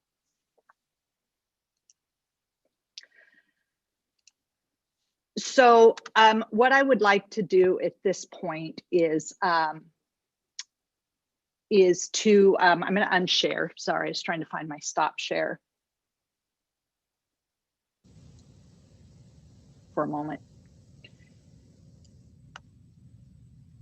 So what I'd like to do at this point is to share a little bit, some examples with you, and some things that better demonstrate what the environment can look like for you, for our community internal and external to WSU, by sharing a couple of things with you. Sorry.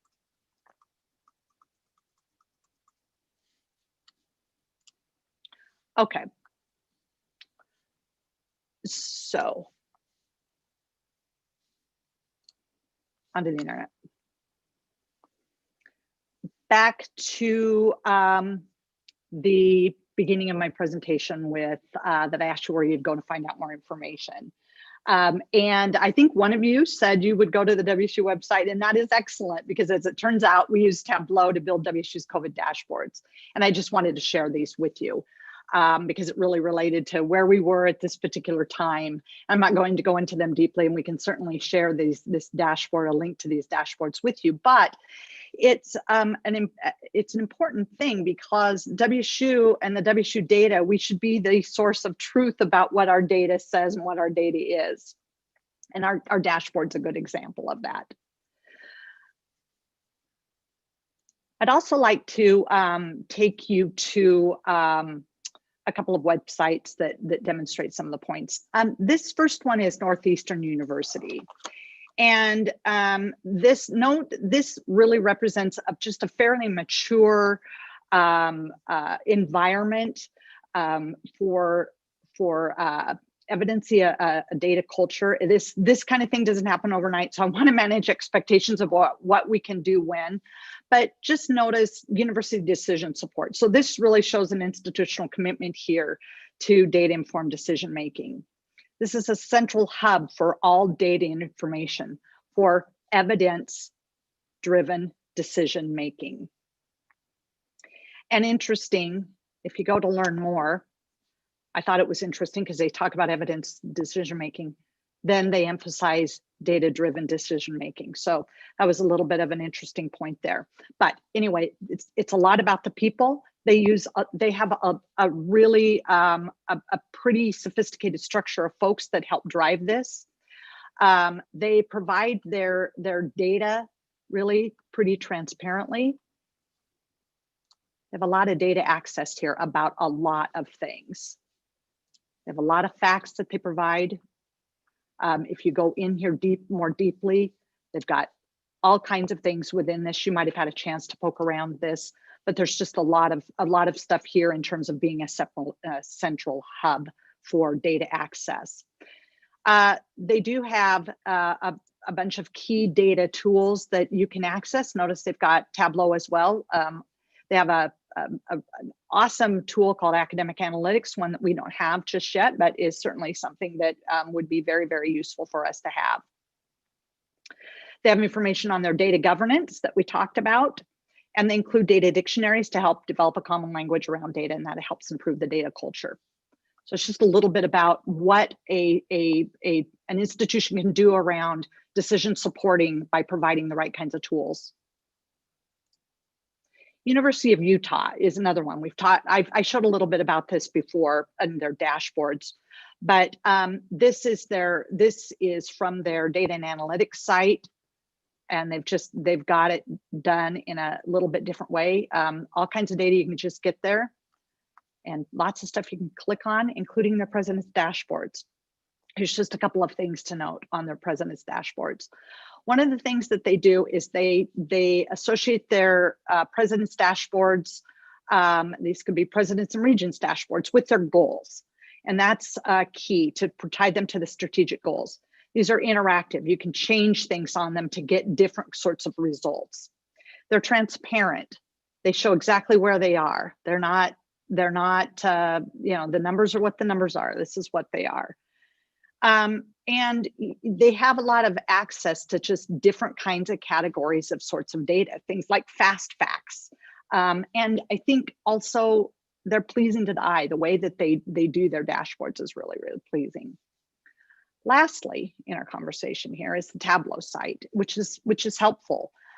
They've set up this data platform to give a demonstration. It's a fictitious university, so numbers and things that you would see on this platform are just fictitious, but it shows potential types of categories, not just research or student categories that you would expect, but they show a lot of possibilities in a whole lot of other ways. Dashboards, not all of these would be public facing dashboards, but things about donor attainment and those sorts of things. They have things about their classroom, use, their building use, those sorts of operational kinds of things, and connecting operations and academics. and all kinds of stuff in terms of efficiencies. So I don't think go in there too deeply, but they are fun to peruse because it starts to give you the idea of what the possibilities are in terms of what we can do.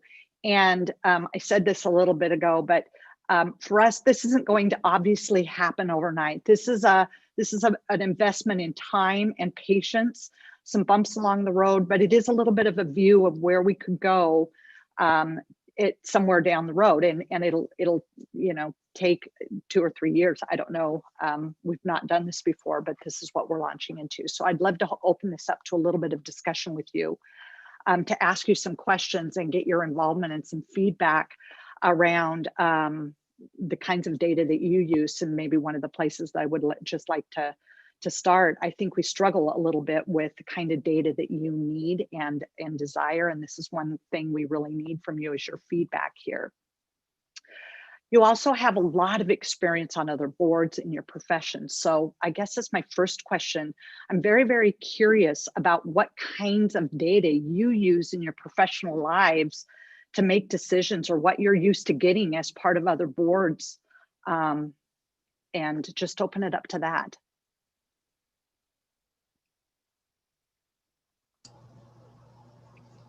Well, I guess I'll start. I come from Tableau-rich businesses, and first of all, it's a tool that I think is a standard now.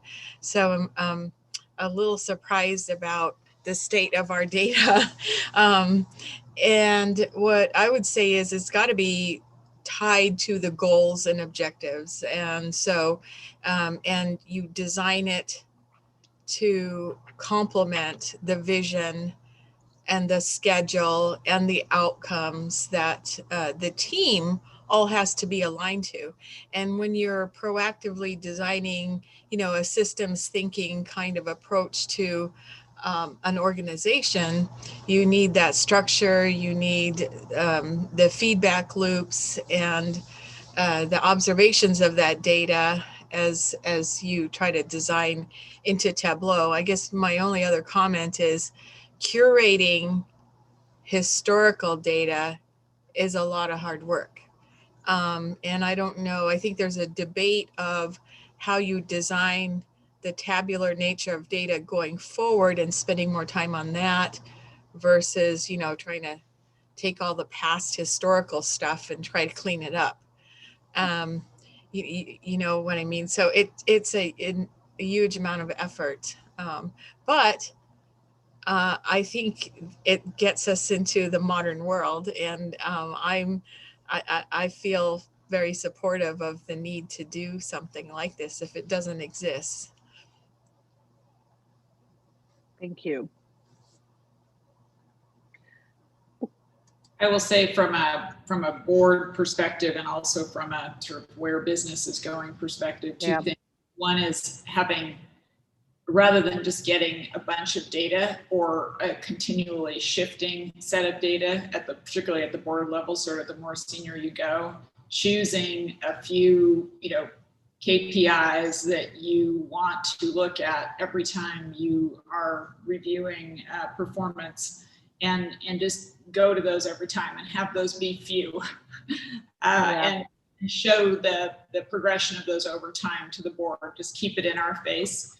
There are things as simple. I'll tell you, we all have so many things going on in our lives, particularly our professional lives, that I forget every single Regents meeting what the name of our portal is, because I have about 6 different board portals that I use for various boards. So you have to remember where we're coming from and keep giving us the same thing over and over again.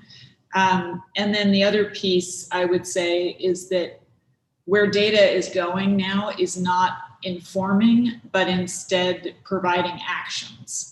So, it's kind of closing that final loop of instead of just telling us information that we then have to decide on, it would be evolving the data so that it suggests an action.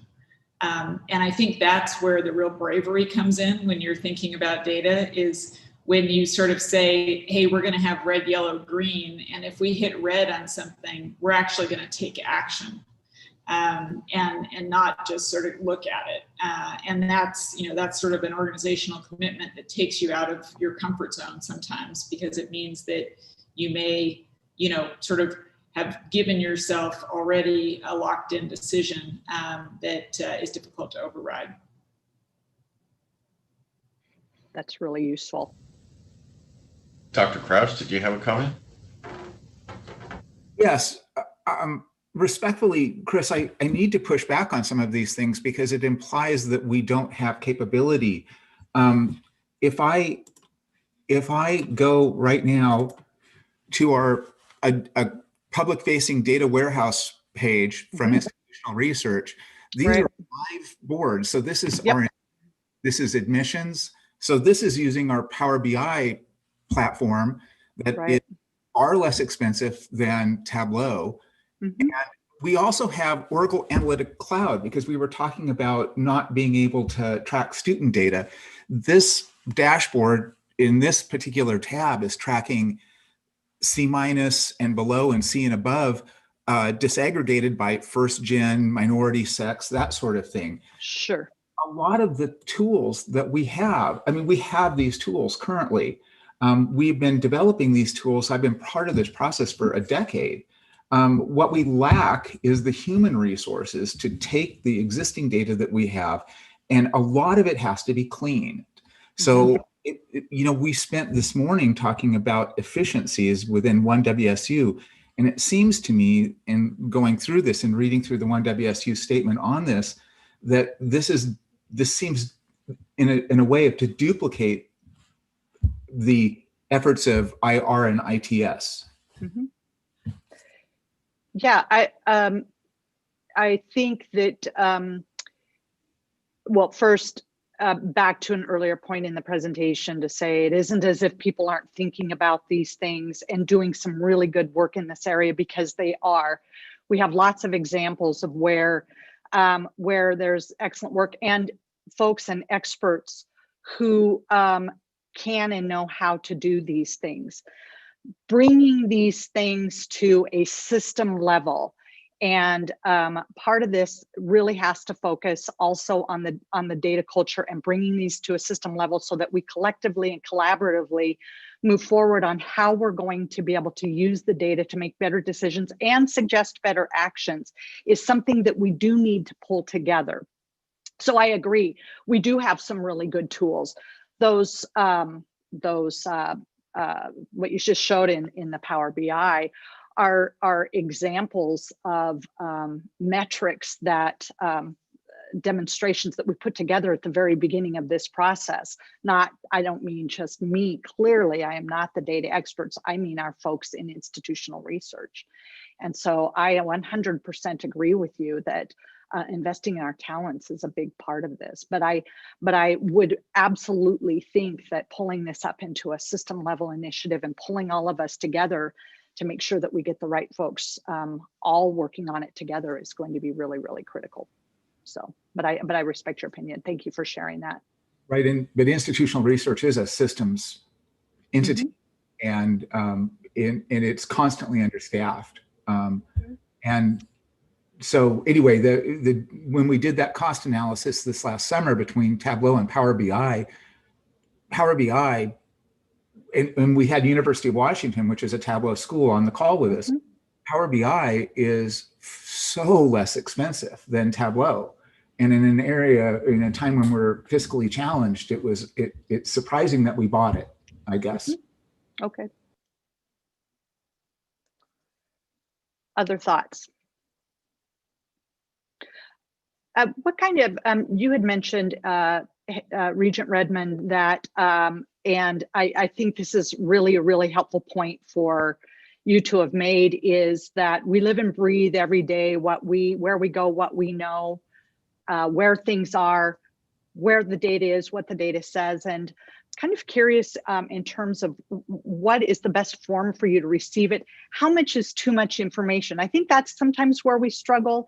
You did say, and this is some of the advice we're reading too for boards, is Don't flood them with information. Remember, you really have to distill it down to some key, in this case, metrics or KPIs. But what are some other examples you could think of in terms of amount of information? What do you get from other, relative to other boards?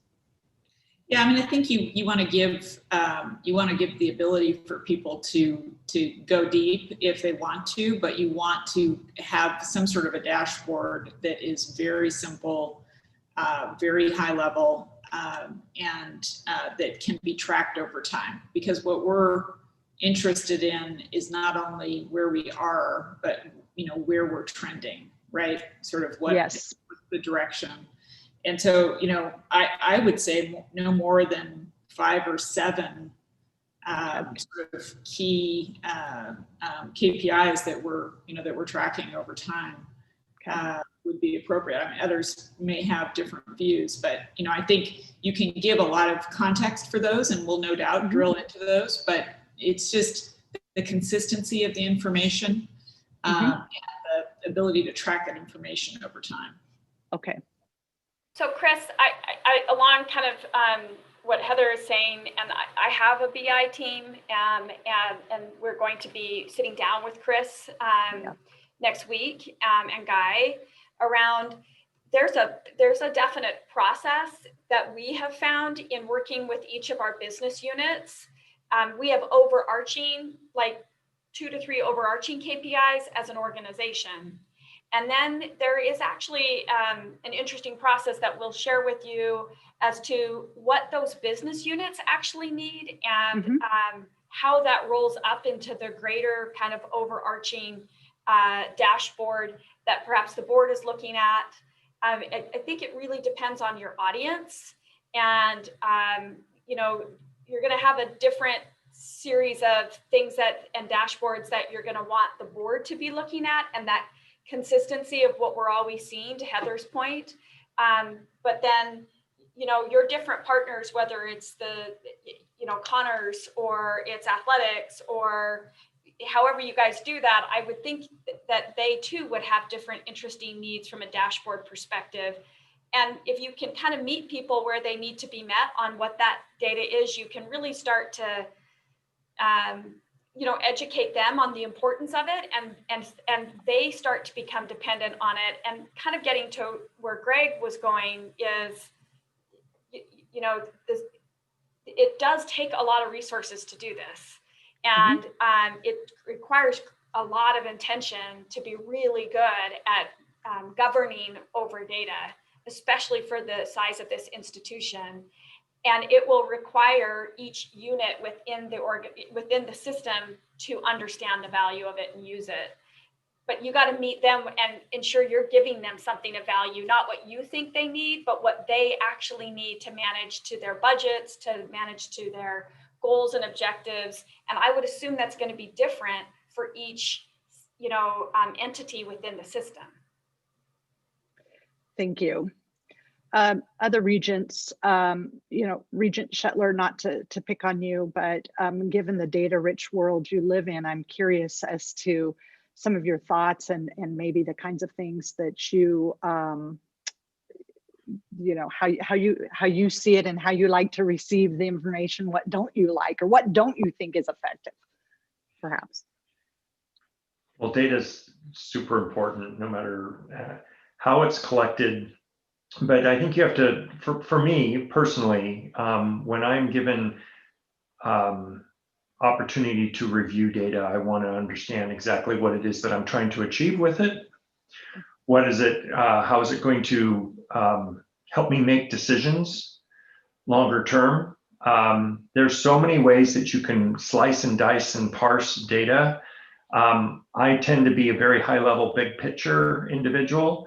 That allows me to then help set strategic goals and initiatives. So as an example, if I'm thinking about, since I run the real estate team for Amazon, I'm thinking about, I want to know how many employees we happen to have in any given geography. Where do I see trends going in terms of growth in particular areas? What are my overall portfolio in that particular area? And then that helps me determine, do I want to buy property or lease property? What are my overall strategies there? So I start high and then I filter down through it as we go. And sometimes we go back multiple times to draw back more deeper data sets, if that's helpful. So that's kind of my philosophy of how I tend to take a look at this. But I'm not a tech guy either. No, nor am I. So that's why I think you need more than a small group huddled in a room deciding how it's going to be. I think that makes a lot of sense. Regent Powell, you have both run a large organization as well as been on lots of boards. Do you have perspectives that would be useful? And particularly with your longevity on the WSU board, in terms of over time, what has been most useful? And when you felt like you've really got what you need, and what hasn't been useful to you? Oh, that's a loaded couple of questions. It's a lot of stuff. You can focus on any area of that you want. Okay. Well, I can, back when I was doing the large enterprise type of management, we didn't have the tools that we have today, but, it certainly would be helpful to have the type of tools that really give you in a very consistent manner the data points that you need to understand your organization, to manage the organization, much of what you've heard from some others already. Regarding WSU itself, when I started back as a regent back in 2014, we didn't have a whole lot of data available to us. There was not always an understanding about where the WSU as an organization was financially. We would get reports on Viewgraphs, but there was not. We didn't have a good understanding of our debt levels, our spending, how the entire thing integrated. And as a result, we did get into difficulties with our debt. I see Kirk smiling because he found out about all of that when he did a deep dive after he came here. And so a lot of that, to be fair, was done with the medical school. And if we hadn't done a lot of the investment that we did, we wouldn't have the medical school today. So I want to put that caveat in there. But we didn't have the data analytics that really helped the board to understand where we were financially. And I think part of it also is where we are with our student body, the whole student experience, because there's a whole lot of data there. And while you can get snapshot reports, and they do go back over the years, but it's like there hasn't been a really good dashboard of what are the key indicators that we can look at and really understand or drill down into easily to really understand what's going on across the entire enterprise. Mm-hmm. And when I say entire enterprise, I mean not just, Pullman, but take a look at some of our other areas.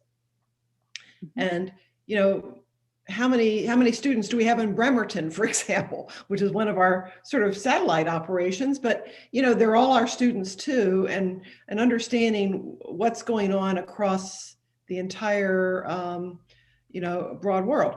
And also, I think, a big part of what we do has to do with, are we really serving Washington State?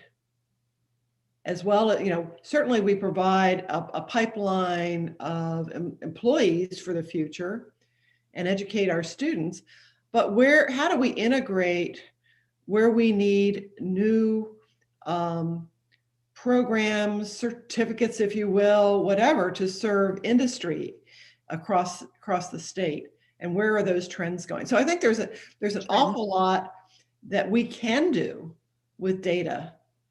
But I would agree with some that said is you can get overdated. And so what you do is we need to figure out what are those key indicators that will allow us to look at a lot of these questions and understand trends, where we are today, where we need to go in the future.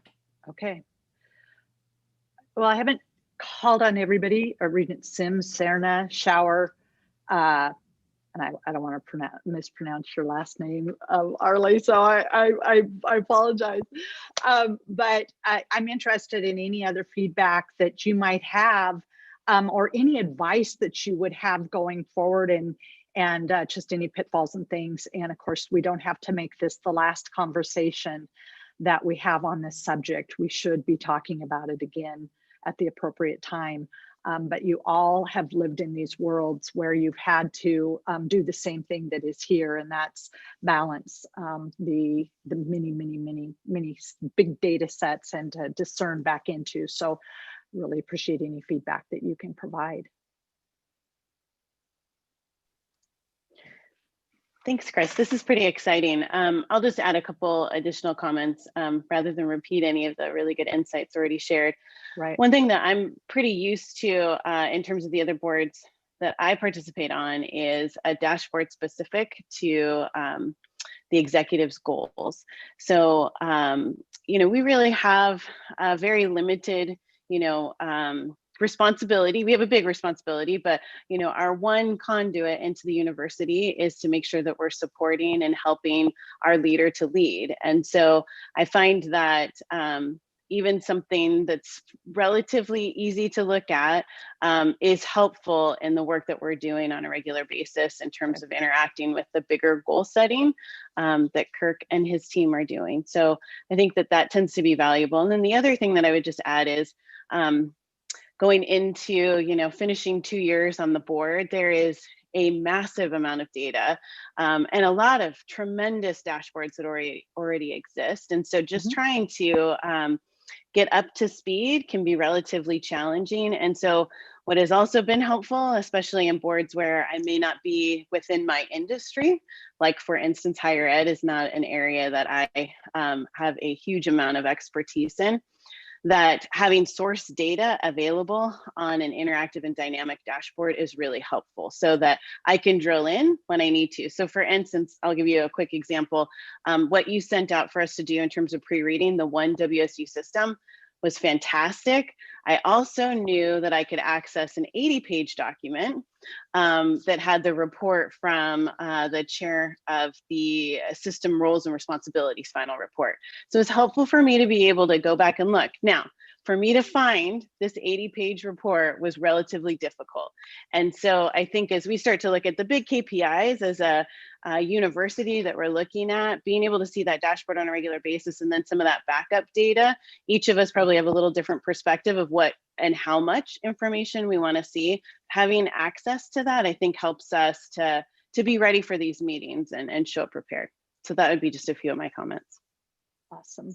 I don't want to drag this out, but you said something that I hadn't thought to ask, and I look to for example, Regent Serna, who is newer on the board, and others, about if we could provide you with the immediate data you need to get up to speed. And I realize I haven't given you time to think of this question, but as we bring new people on, it occurs to me too, this is one area where we can really try to do a good job of providing those snapshots, because you just sort of said it's really vast. There's a lot of information to digest at one time.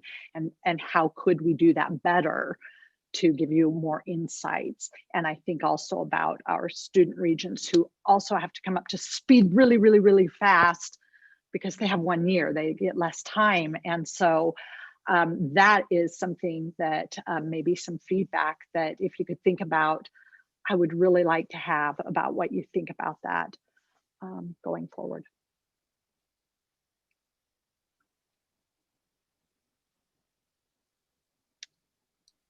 Christine? Mm-hmm. I, throughout my career and even now in retirement, I just get data and I don't even know why I get it anymore. Yeah. And the reason is it's not the data I would have requested. And so it's not pertinent to me. Mm-hmm. And I think that if I want the ability to say, here is something discrete that you may have at Washington State University that I can use. That is the data I like. Okay. But to get just inundated with data and have to figure out what's going on, that is for minds that are less filled with, people a lot smarter than I. I'm very focused. Give me this so that I can use it as a tool. Data for data's sake just is irrelevant to me, quite frankly, and I think to most people. So if you have a system where I could say to you, can you give me a look at this?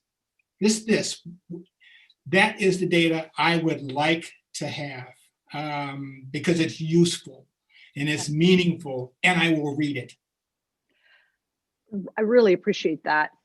That's the data-rich, information-poor scenario, because we give you so much. I doubt, we're the only ones, as you said. So that is great feedback.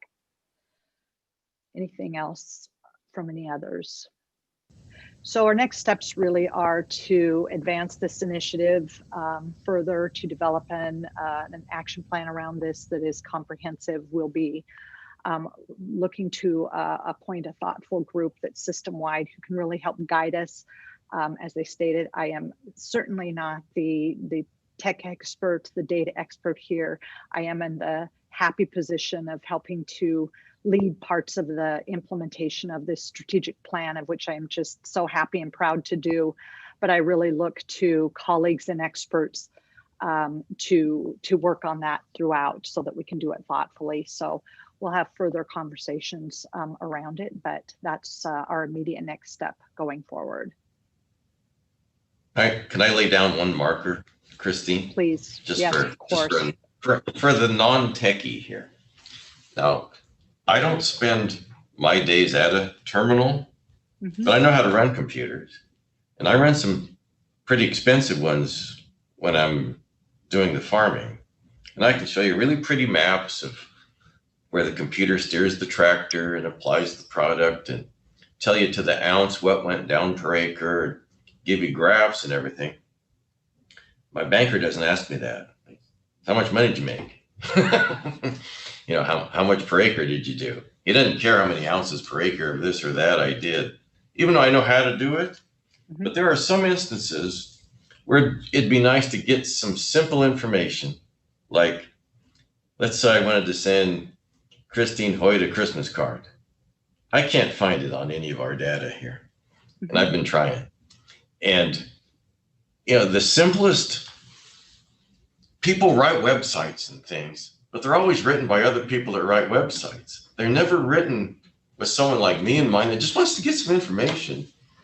And my God, it takes you an hour and a half to do it. Sometimes you just want a phone number, and there'll be a email address. But even if the contact tab says contact us, you can't contact anybody. So I would just voice that as a frustration of when a website should be a point of contact, not a firewall. And we need to somehow rethink some of these things for someone that's not necessarily experienced in it 24/7.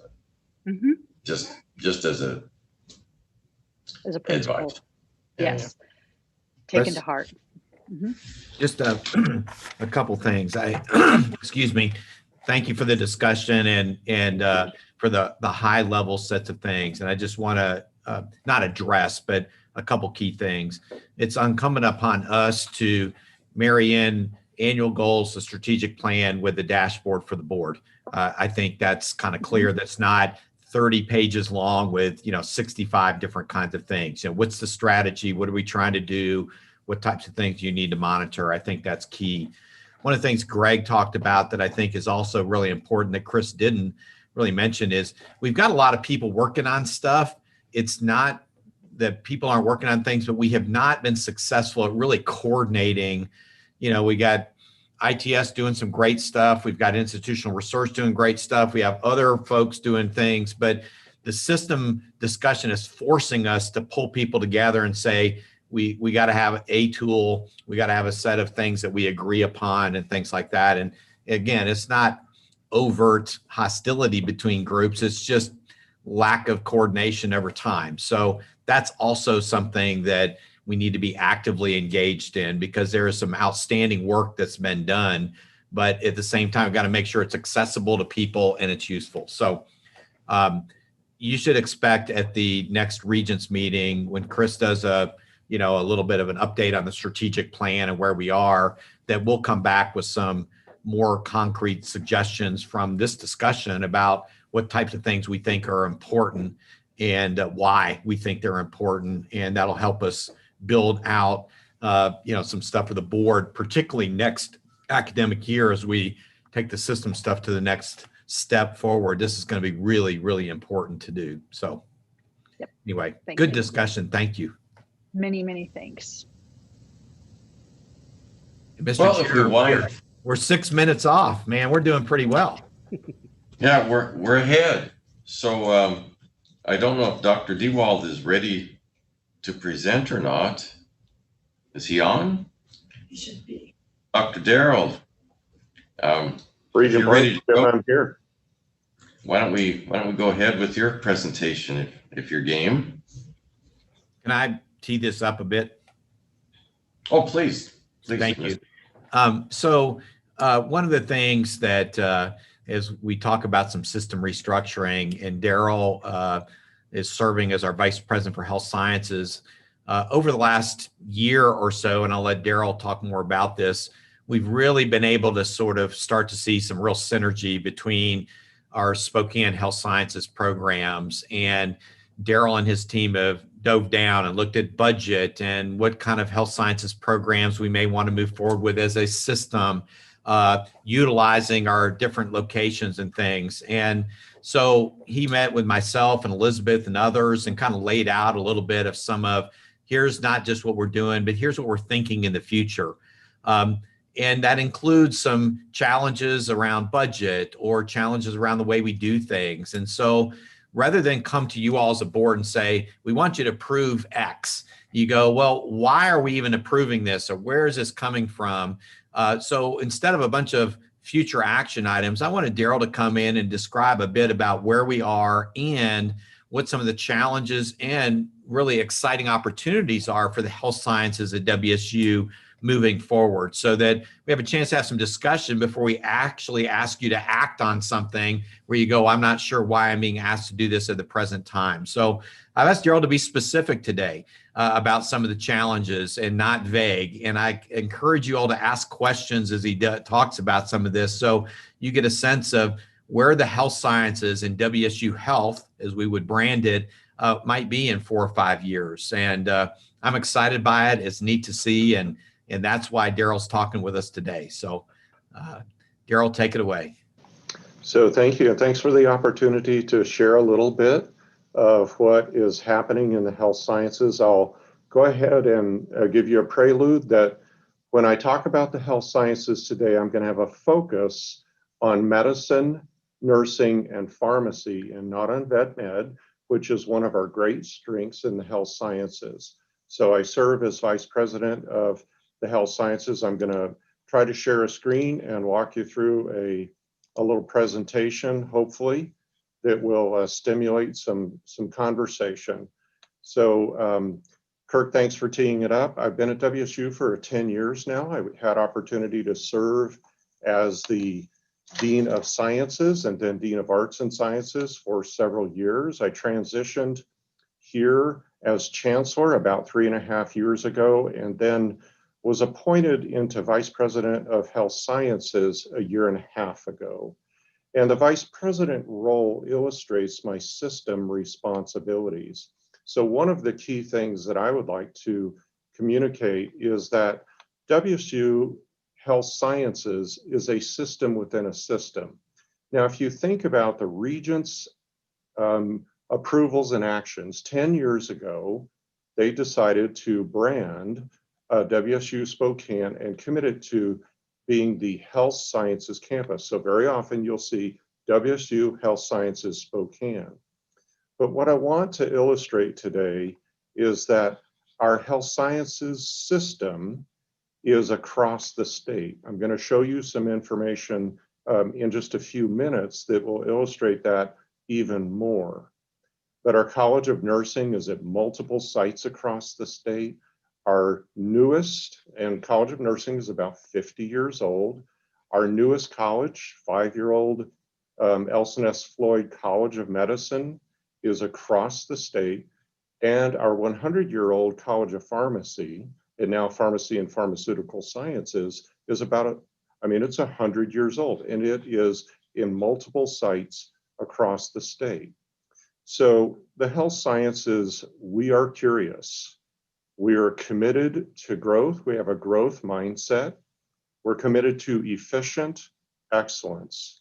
We're innovators, and there's a fair bit of entrepreneurial activity in the way that we approach things. But more than that, we want to be a massive contributor to WSU's ongoing success into the future. In fact, in some ways, we would like to be a driver.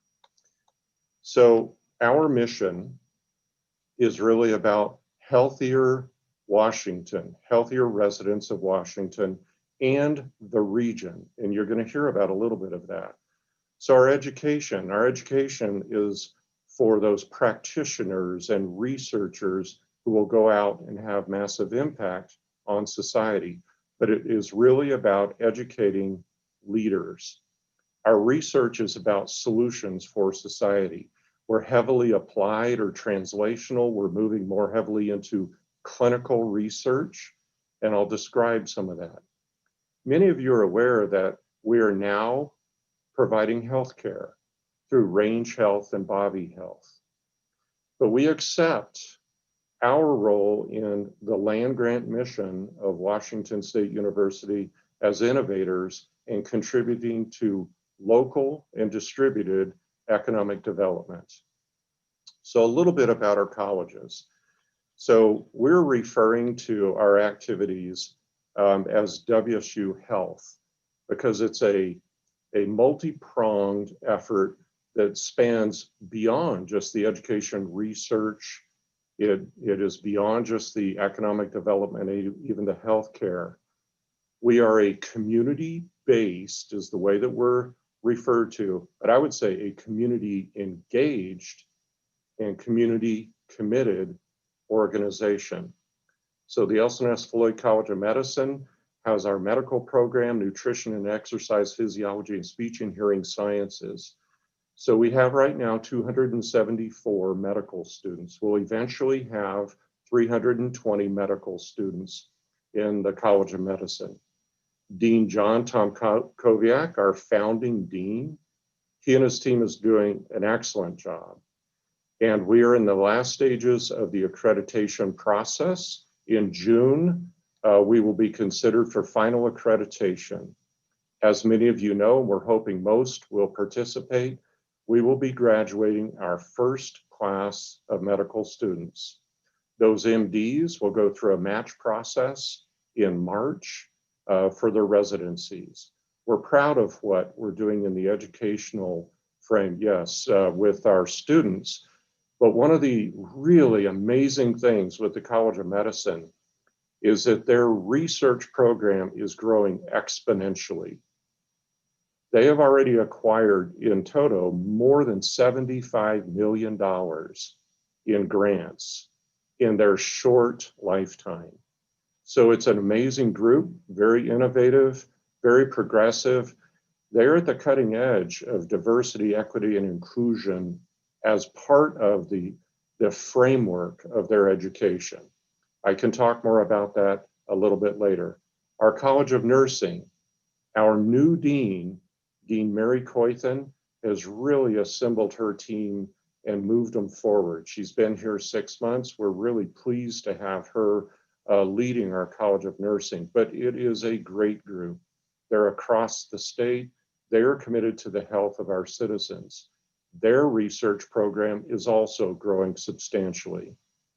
Our College of Pharmacy and Pharmaceutical Sciences, our new dean, Mark Lead, who had a very stellar career at Oregon State University and joined us 6 months ago also. It's amazing that we can recruit these folks during this crazy pandemic, but we have these leaders that have come on board and they've done it almost seamlessly.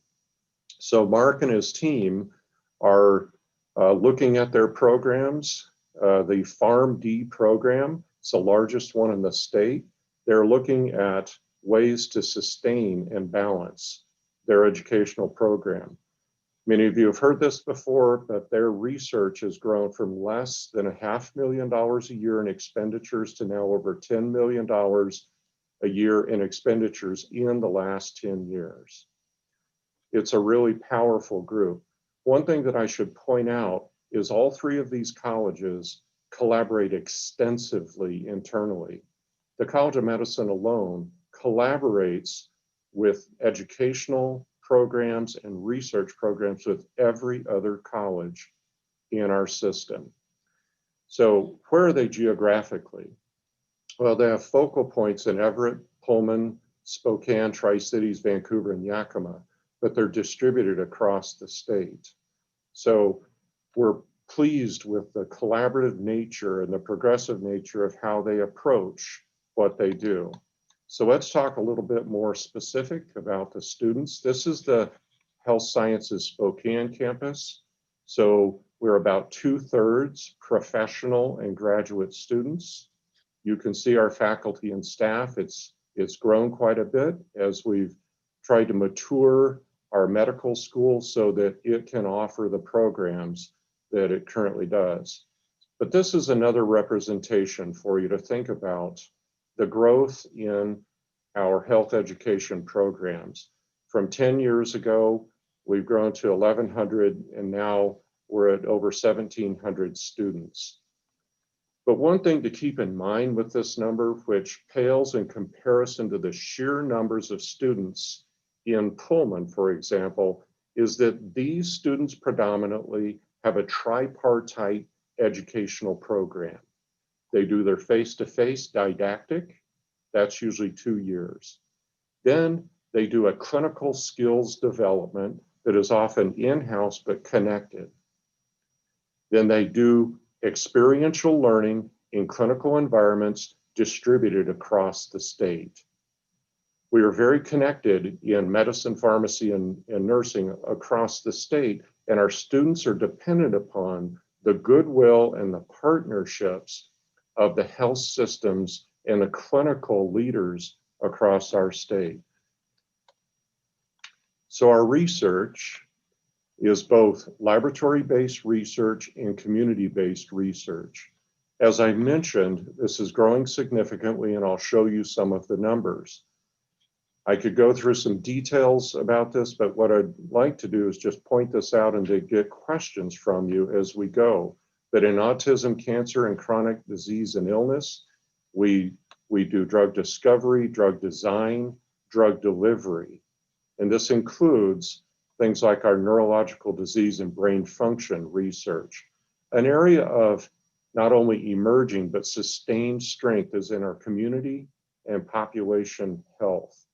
Right now, our community health that is across the 3 colleges and connected across our system holds well over $50 million in grant money, predominantly National Institutes of Health funding. So here's one of our opportunities and challenges. We can continue this great trajectory from 10 years ago where our research grant awards were about $10 million per year. Now they're about $40 million per year, and they'll continue to grow. What's amazing is the impact that comes from this research, because much of this growth has come in the area of our community and population health research.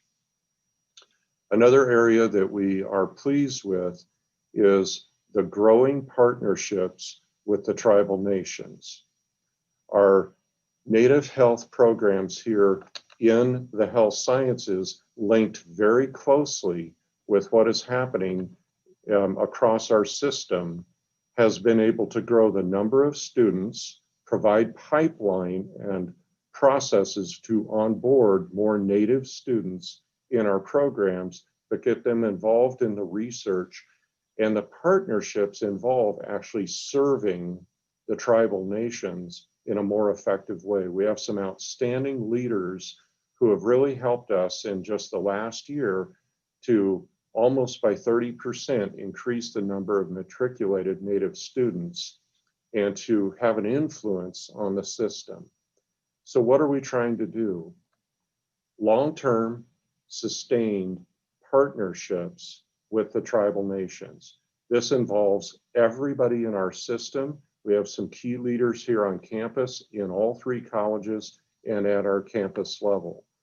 But we're excited about the opportunities here. We have a very vibrant Native health board here that advises me and directs me. So you'll hear more about this as we move forward. So what I wanted to do also is to just provide one example of some of our economic impact activities. Several of the regents are aware that a few years ago there was a discussion regarding the development or launch of an incubator. We took a different approach, and what we did is we built from the inside out. We have a nationally prominent leader, a scientist who has been very effective in starting companies, who is the lead for an initiative that adopted the name of Spin Out Space in Spokane, or SP3 Northwest. It's a life sciences incubator, and one of the ways that they describe it is they want to bring life to science. We have initial funding that has launched us, and many of you have seen the press that we've received regarding SP3 Northwest. The other thing that is really cool is we're working with WSU Foundation leadership to see if SP3 can become one of 3 corporate entities in the foundation that would promote economic development from the inside. We see this as an organization that builds from the inside out and connects outside in. There are already a number of companies that have spun out of this activity, and we have, I believe, more than 20 affiliate organizations that want to be part of our fledgling SP3 Northwest. So what are some of our challenges? So Stacy Pearson, who from my perspective with our budget and with the enterprise system is something just short of a miracle worker, she and I developed a scope of work to evaluate the budgets for the College of Medicine, Nursing, and Pharmacy and the Health Sciences, where we would look at the budget, we would look at how it was structured in all of those units, and then we would revision how we do our budget. All 3 college budgets are different, and our campus budget is a co-located budget with Pullman, which is different than Tri-Cities and Vancouver. So we are looking at those budgets. What we're looking at is the development of a budget that would have a base and be incentive oriented. Provost Chilton has got a strong voice in all this and actually is leading a lot of the efforts institutionally, and they will be evaluating the budgets of the health sciences and designing a way to move forward. I would say that right now, our rapid growth in the research, we do not have sufficient support to maintain, let alone grow the research program beyond where it is. So we're looking at a new budget model. We're also looking at how we would develop a statewide health network. In addition, we're looking specifically at potential site expansion, and I would love to hear from you on that. And I will just say the word Yakima. So we're looking very seriously and have plans for the development and launch of public health, undergraduate and graduate programs, social work. This could be driven from Tri-Cities and linked to our nursing program, pharmaceutical sciences undergraduate program, and several other professional programs are being evaluated right now as possibilities in meeting the need and demands, I would say, of the state. We're also trying to planfully look into the future regarding how we would continue the expansion of our research. Folks, so you know, we're not trying to be our big brother, big sib, UW. What we are looking at is a community-based, community-committed research program. So what is an opportunity that has risen organically is that we would expand further our partnership with Pacific Northwest University Health Sciences, where we already have our pharmacy program, over 100 students there, and our nursing program co-located with them on their campus. It's a strong partnership that has opportunities also for medicine and several other colleges across our system. Nursing. The College of Nursing is the largest nursing program in the state, but they have budget challenges that hinder their growth. I can provide details if that's helpful. The Bachelor of Science in Nursing costs WSU more per student than we receive in state and tuition. We're considering program fees that would be associated with that. It is an oversubscribed program. We are being asked to expand it, but we are currently limited in our ability to expand our BSN program because of our funding.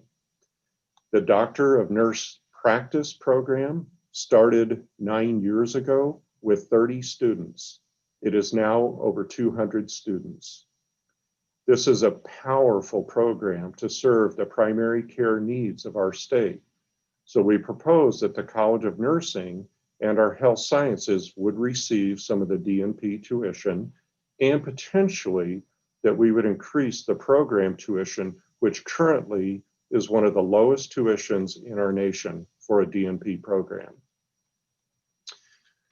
Another opportunity that we have, and we've discussed this with Provost Chilton and with President Schultz, is the potential for pharmacy and nursing to develop a single tuition model where the students in the region would pay the same tuition for the out-of-state Idaho, Montana, and Oregon students as those in-state students do.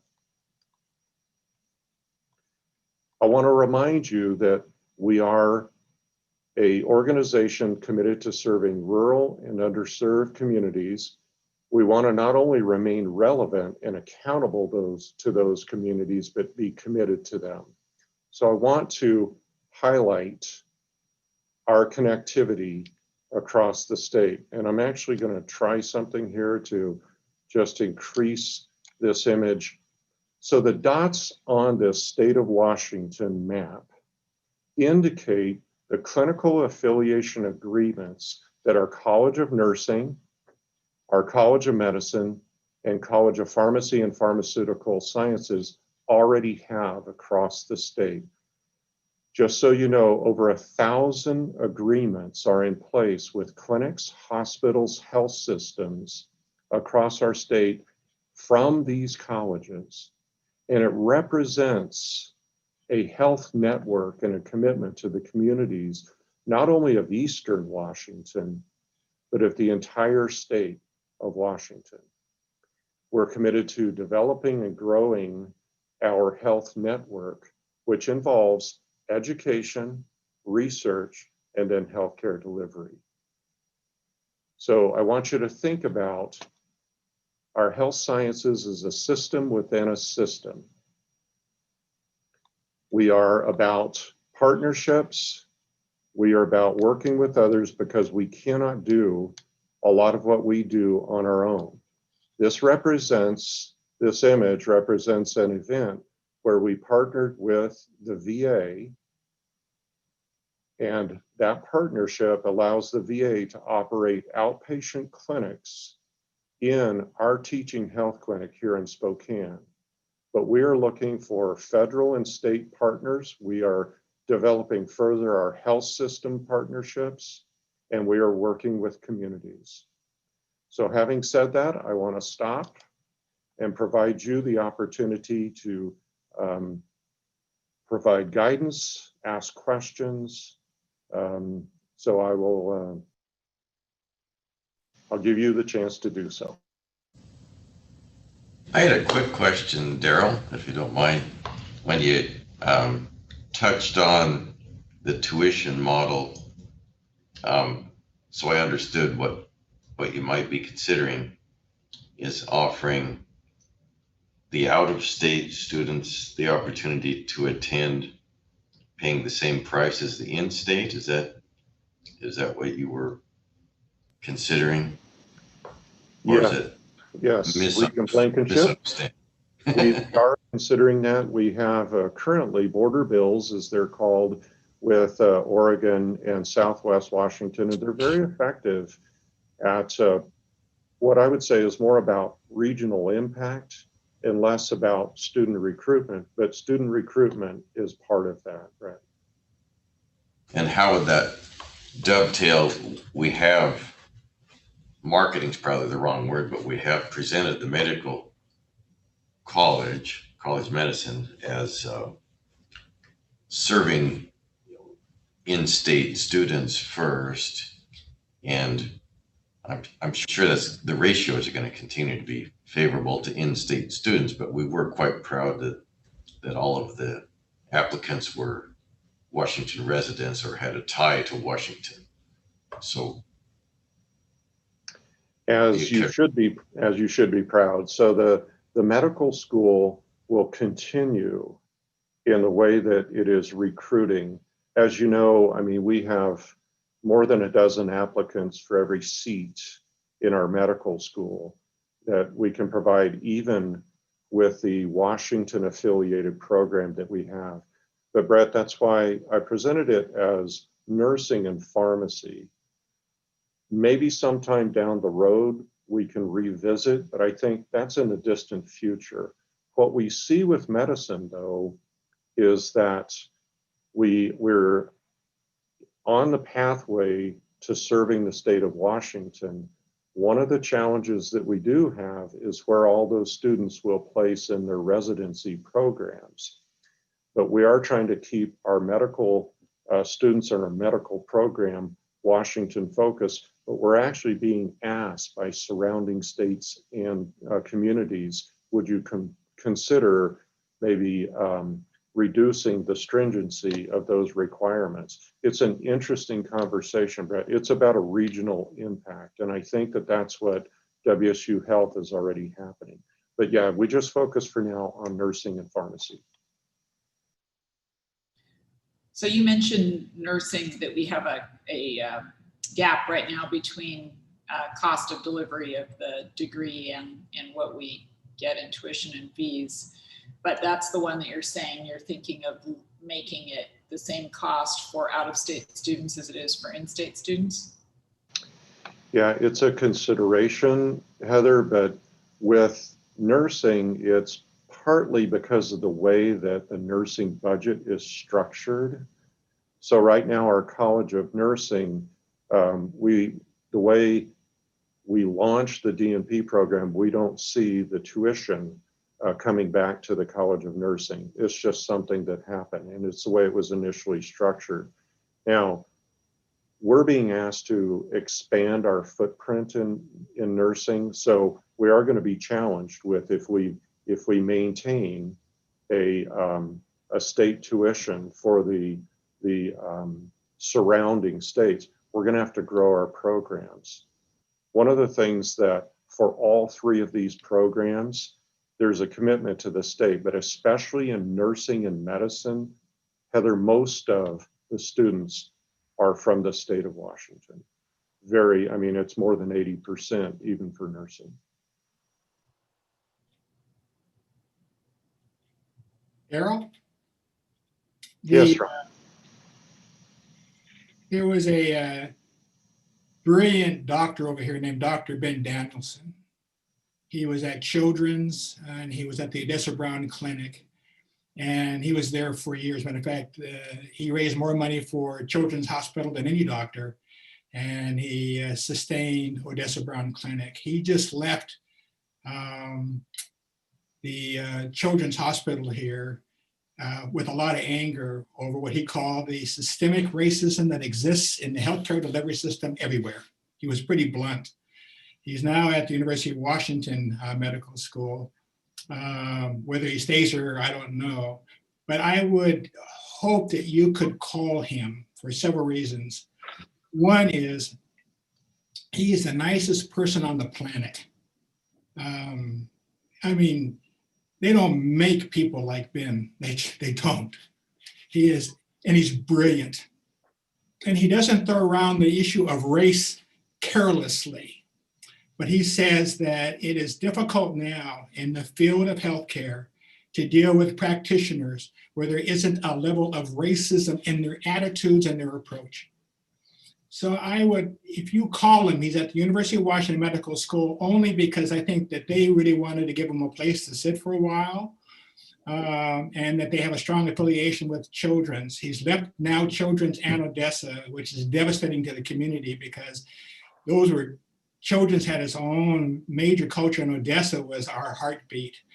But if you could call him, I would deeply appreciate it and ask him about what he would recommend you do in regards to what he felt was the systemic racism in healthcare. I mean, he just said he didn't hear whether it was doctors. He just faulted everybody in regards to how they approach people, particularly kids of color. And I would really be incredibly indebted to you if you could sit down and tell him that Washington State University is not going to be a school that graduates people who have no understanding whatsoever of the lives of Latinos and African Americans and Asian Americans. There's another person I hope you will call too. Her name is Cheryl Whitney. Cheryl Whitney is my old chief of staff. She's on the Harborview Board of Directors. And they have a lot to say about what happens at Harborview, and she has been there for a long time, and she served as chair in other roles. And the reason why that's important is I think when you have students who are going to graduate from your medical school, Harborview is a place they want to be at because it's world-renowned. It is difficult to get into. And I think if you talk to her, that you've talked to Ben about the issue of race in the delivery of healthcare and how it manifests itself, and how the students at Washington State University Medical School are not going to, you have an incredible record with a diverse group of people, and that you would like, it's a way of talking to her because she is the chair of the board there and has a lot to say about what happens at Harborview, including who gets in. And it's a highly competitive environment. So if you could just do that, call Cheryl Whitney, I'll send you her number, but call Ben Danielson at UW Medical School, because I think that each of them is looking for somebody who is a solution and will no longer sustain the issue of racial disparities in the delivery and treatment of patients. And I can't think of a better person to do it than you, because you and I have talked about this and my concerns about it, and my childhood, what happened to me, what happened to my brother. And so I just think you're the right person at the right time to actually put a stake in the ground. And if you talk to both of them, I think that it'll benefit you well. But what also makes it easier for us to raise money for the medical school, because we can say, this is the steps that the medical school just took, our medical school, Washington State University. And this is what they're doing because they want doctors who understand other cultures and other people and the issue of race. So if you could do that, I would appreciate it. I'm glad to, Ron. Thank you very much. I'd like to follow up and just second what Ron said, particularly with Ben, and if you need any help in reaching him personally, I've been kind of talking to him off and on here, and be happy to help you connect. But you also might want to read a op-ed piece that he wrote, which I think was excellent, in the South Seattle Emerald. And if you go to their site, or I'll be happy to send it to you to do so. And the other thing I want to say, since we were talking about how you present information and get information and things like that. I just thought your presentation was a great model that we could learn from. And we were talking about how you want to receive information. That was really excellently done. And thank you for doing that. Your visuals were good. Your presentation was good. I'll give you a 10 today. Okay. So nice job. But yeah, I'll be happy to help you get a hold of Ben, and hope you will follow up on that as well. I will. And if I can, I would like to reach out to both of you and maybe get a little bit of help, because they might disregard Daryl just reaching out to them. So thank you very much. Yeah, no problem. I'll be happy to help you. In fact, yeah, let's talk offline. That'd be great. Okay.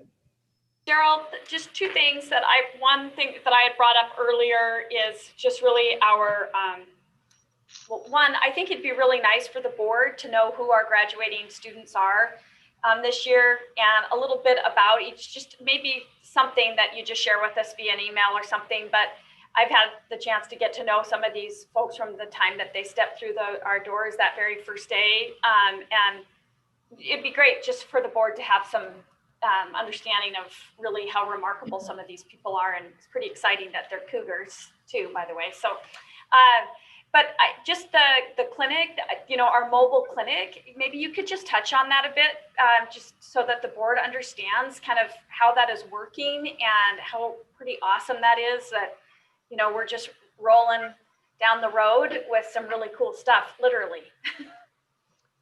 So we had a $1 million philanthropic gift that came to our College of Medicine. Some great work by the team to generate that. The Crescendo gift allowed the development of a clinical activity that is the centerpiece right now is the Range Health mobile unit. There's a second one in the works, and Regent Dickinson knows this, but they've already served over 1,000 patients. A lot of their work is for underserved populations. So whether it's here in the Spokane area where they go to the underserved populations and they will provide care, or they're involved in testing or vaccine delivery, Range Health is fulfilling that kind of that community-based model.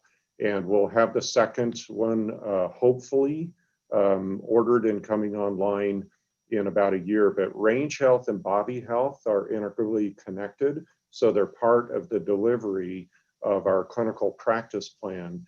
And the team, Dean Tom Koviak and his team, have done a great job to get this underway. Even during the challenges with COVID, that mobile unit has been deployed to Whitman County, to Pullman, to help with the testing. They've done a lot of other things. So thanks for highlighting it, but it's a really, really important part of our community engaged health delivery. What else is good about it is it's all 3 colleges. So it's super cool.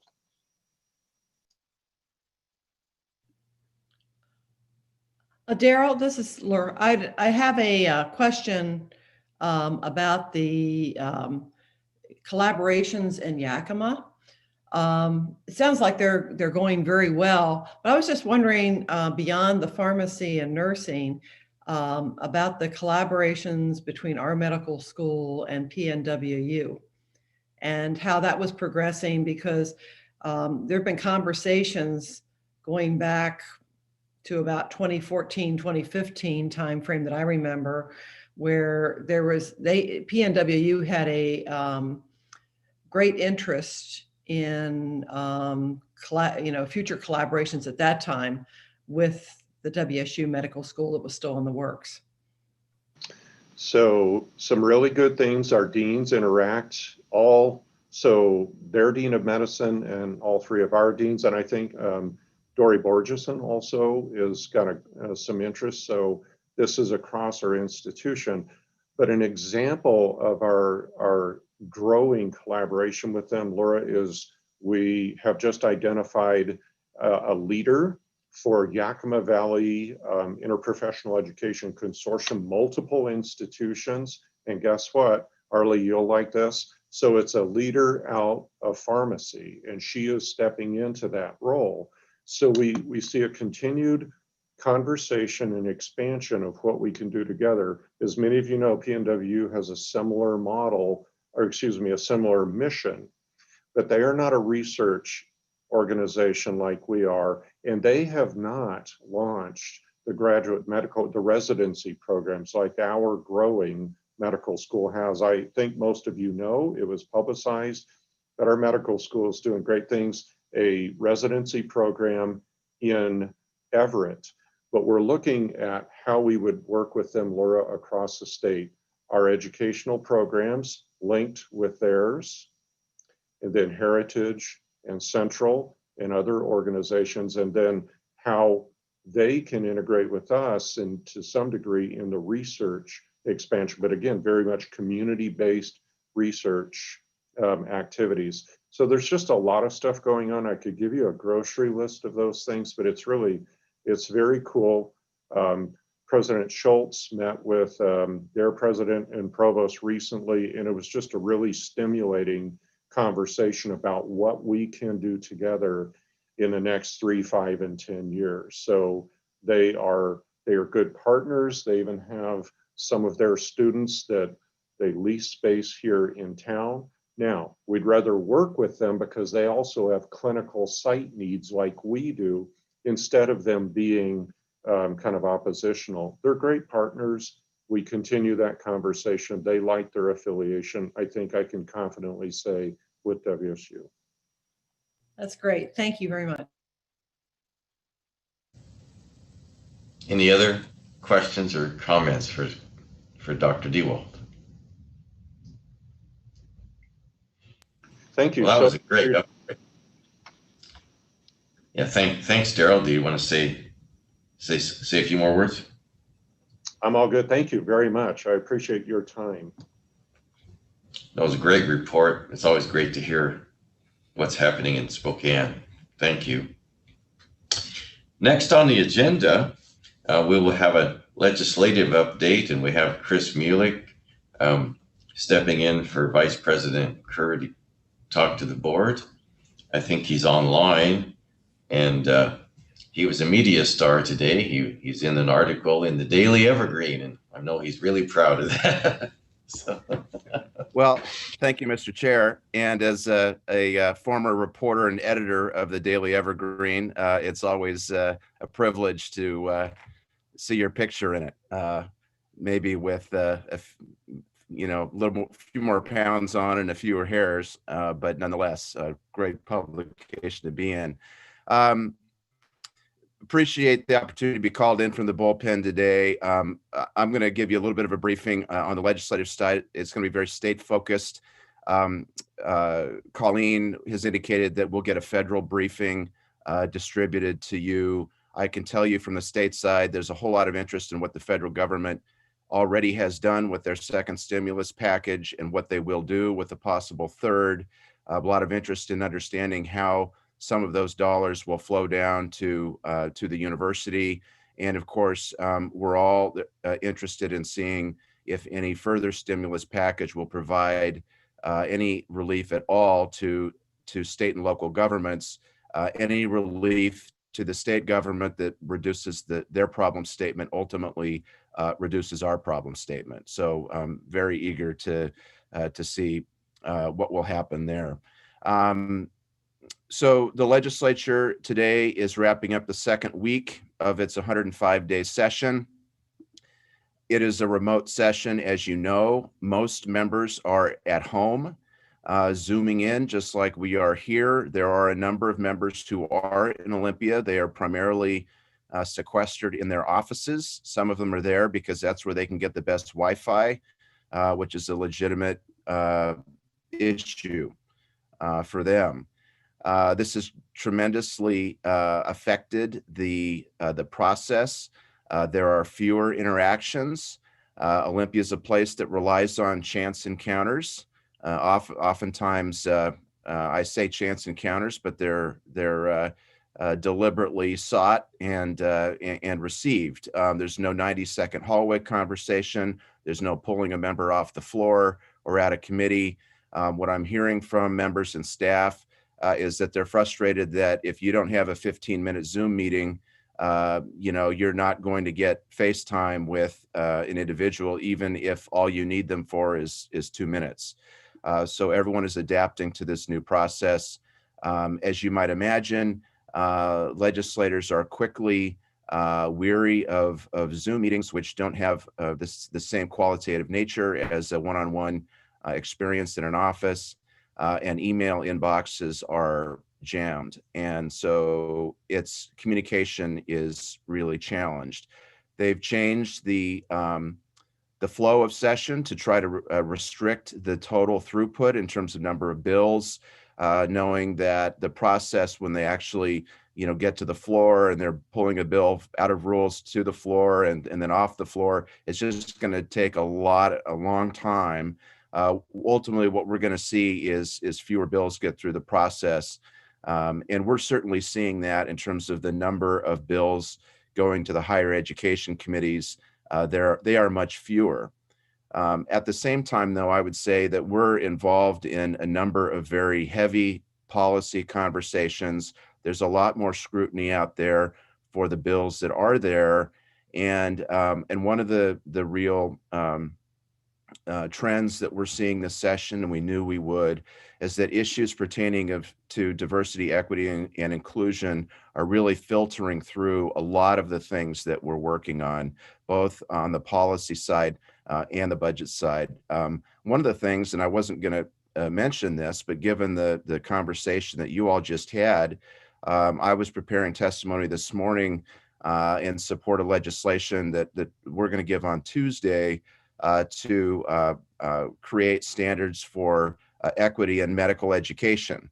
And we have been able to happily report to the sponsor and committee chair that the university is, that the Elson S. Floyd College of Medicine is largely already in compliance with this particular bill. And if I may, I'm just going to read off a number of things, concepts and issue areas that are already woven into our medical education curriculum. Intro to bias, racism in medicine, sexism in medicine, health equity and population health, navigating bias in the workplace, LGBTQ health disparities, ethics of access to health care, caring for patients with disabilities, and health literacy and language barriers. Those are things that are already woven into our medical education curriculum. And so I'm going to use this opportunity to talk about some of the good things that we're doing in the college as it relates to the curriculum we have. I know that we're also going to be rolling out a new strategic diversity plan within the college. Those are the types of things that we're spending a lot of time preparing for and talking about in the legislative environment, and rightly so. Shifting to, I want to talk a little bit about the operating budget and then the capital budget.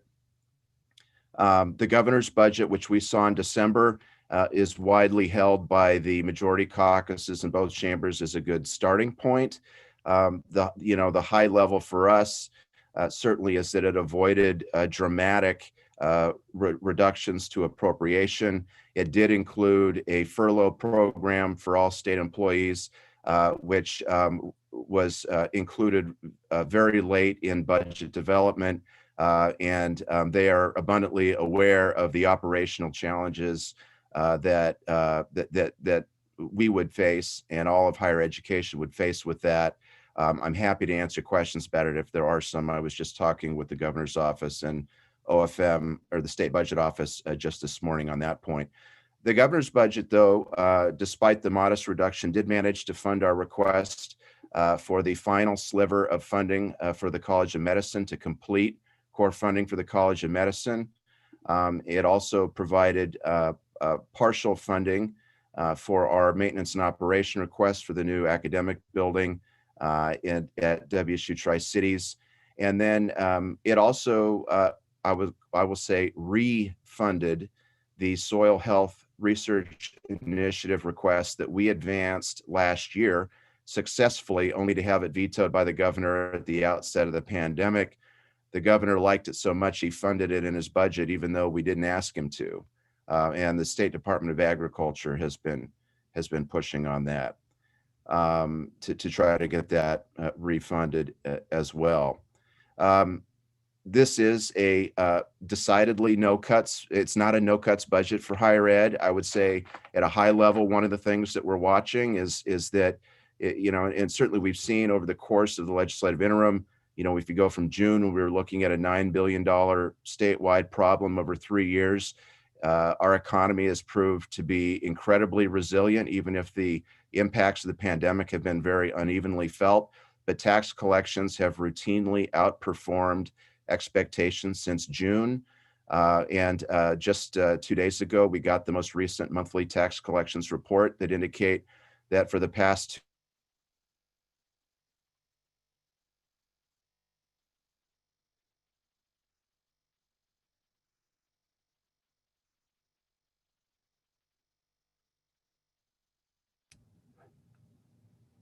what the legislature will use to write their budget off of.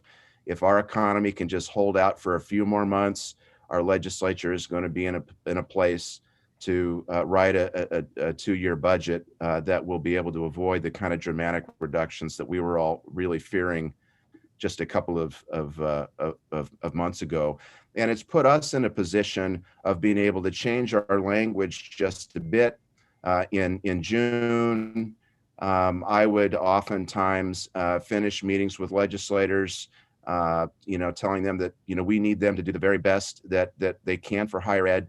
And right now we're in a position to ask them to provide a no cuts budget for higher ed. And so we've made up a lot of ground economically, and I'm really hoping that we can hang on to that. So pray for economic resiliency for sure. One of the things that we're informing legislators about as a part of our conversations regarding the state budget is we want them to be aware of all of the unique financial pressures that our institution and all of higher ed is under that are entirely unique to this particular economic downturn. That certainly includes what's happening with our auxiliary enterprises. It certainly includes concerns over enrollment. These are things that the state, they do not have hands on these levers, and we're not asking them for support for them, but we do want them to be aware of the multiple fires that we're fighting, and it's all the more important for them to do well by us in the state operating budget so that we can continue to deliver programming even as we're dealing with some of the other challenges we're dealing with. Finally, transitioning to the capital budget, this is for lack of a better term, the jobs budget. And in an economic downturn, it's really looked to provide construction jobs. And so, we find ourselves not so much making the policy sale for why it is that we really need a new building in Vancouver or renovation in Spokane, although we still do. But what we're finding is that legislators are much more interested in hearing about the jobs that they will create, that those projects will create. The governor made some unusual assumptions in his capital budget. In effect, he is taking spending that would have occurred in the 23-25 biennium and putting them into this upcoming 21-23 biennium to bolster the size of the capital budget. Legislative leadership, at least what we're hearing, are less keen to follow that strategy, but are still hopeful to have a robust capital budget. One of the things that we're hearing is that higher education does a pretty good job of taking the money it has and spending it quickly, as opposed to having projects that aren't quite shovel ready and then you need a large reappropriation at the end of the biennium. They're looking for ways to get projects moving immediately and get jobs, new jobs instantly. One of the things that we're relaying in these conversations on the capital budget, given our very geographically dispersed nature, when you invest in WSU in the capital budget, you're not just investing in one location. Our capital budget certainly has projects in Pullman, and one of which, by the way, is an $8 million demolition that will leverage $105 million in federal funding. Just fantastic bang for the buck. But we're obviously have projects in Spokane and Vancouver.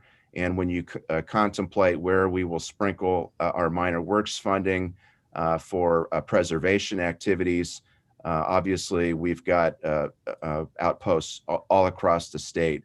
And so if you're a legislator looking to find ways to get dollars into as many communities as possible, you can do that by investing in WSU in the capital budget.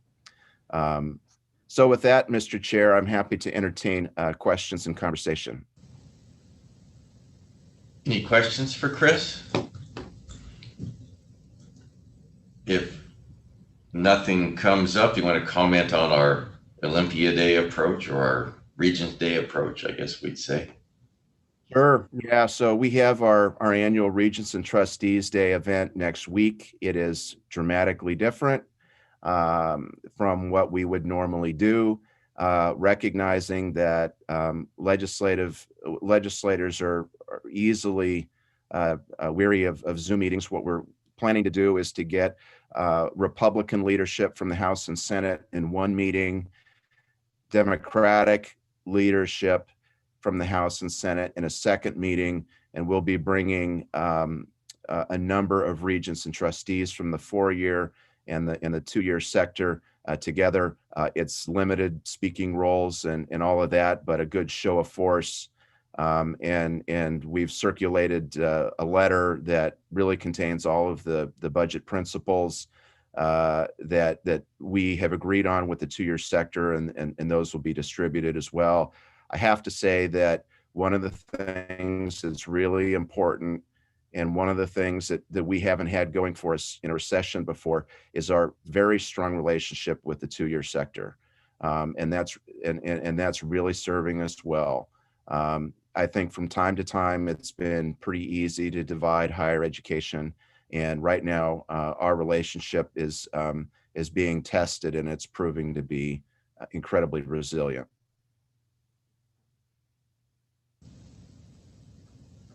Chris, I might add that as we have these conversations too, they've been optimistic to generally public higher education in the state. And I also feel there's been a sense that what happened in the last recession with people taking really large cuts and then backing those up with significant tuition increases, that we just aren't in a time and place where that would work in our state and for Washington families. So we're continuing to emphasize that affordability is key to WSU and things like that. And both on the R&D side and both the House and the Senate, I've been really pleased with the overall positive tenor of the conversations and overall positive tenor of the conversations around WSU medicine and the medical school and us fulfilling that mission. And it's a point of pride for a lot of our legislative colleagues, and it's evident when we talk to them about that. So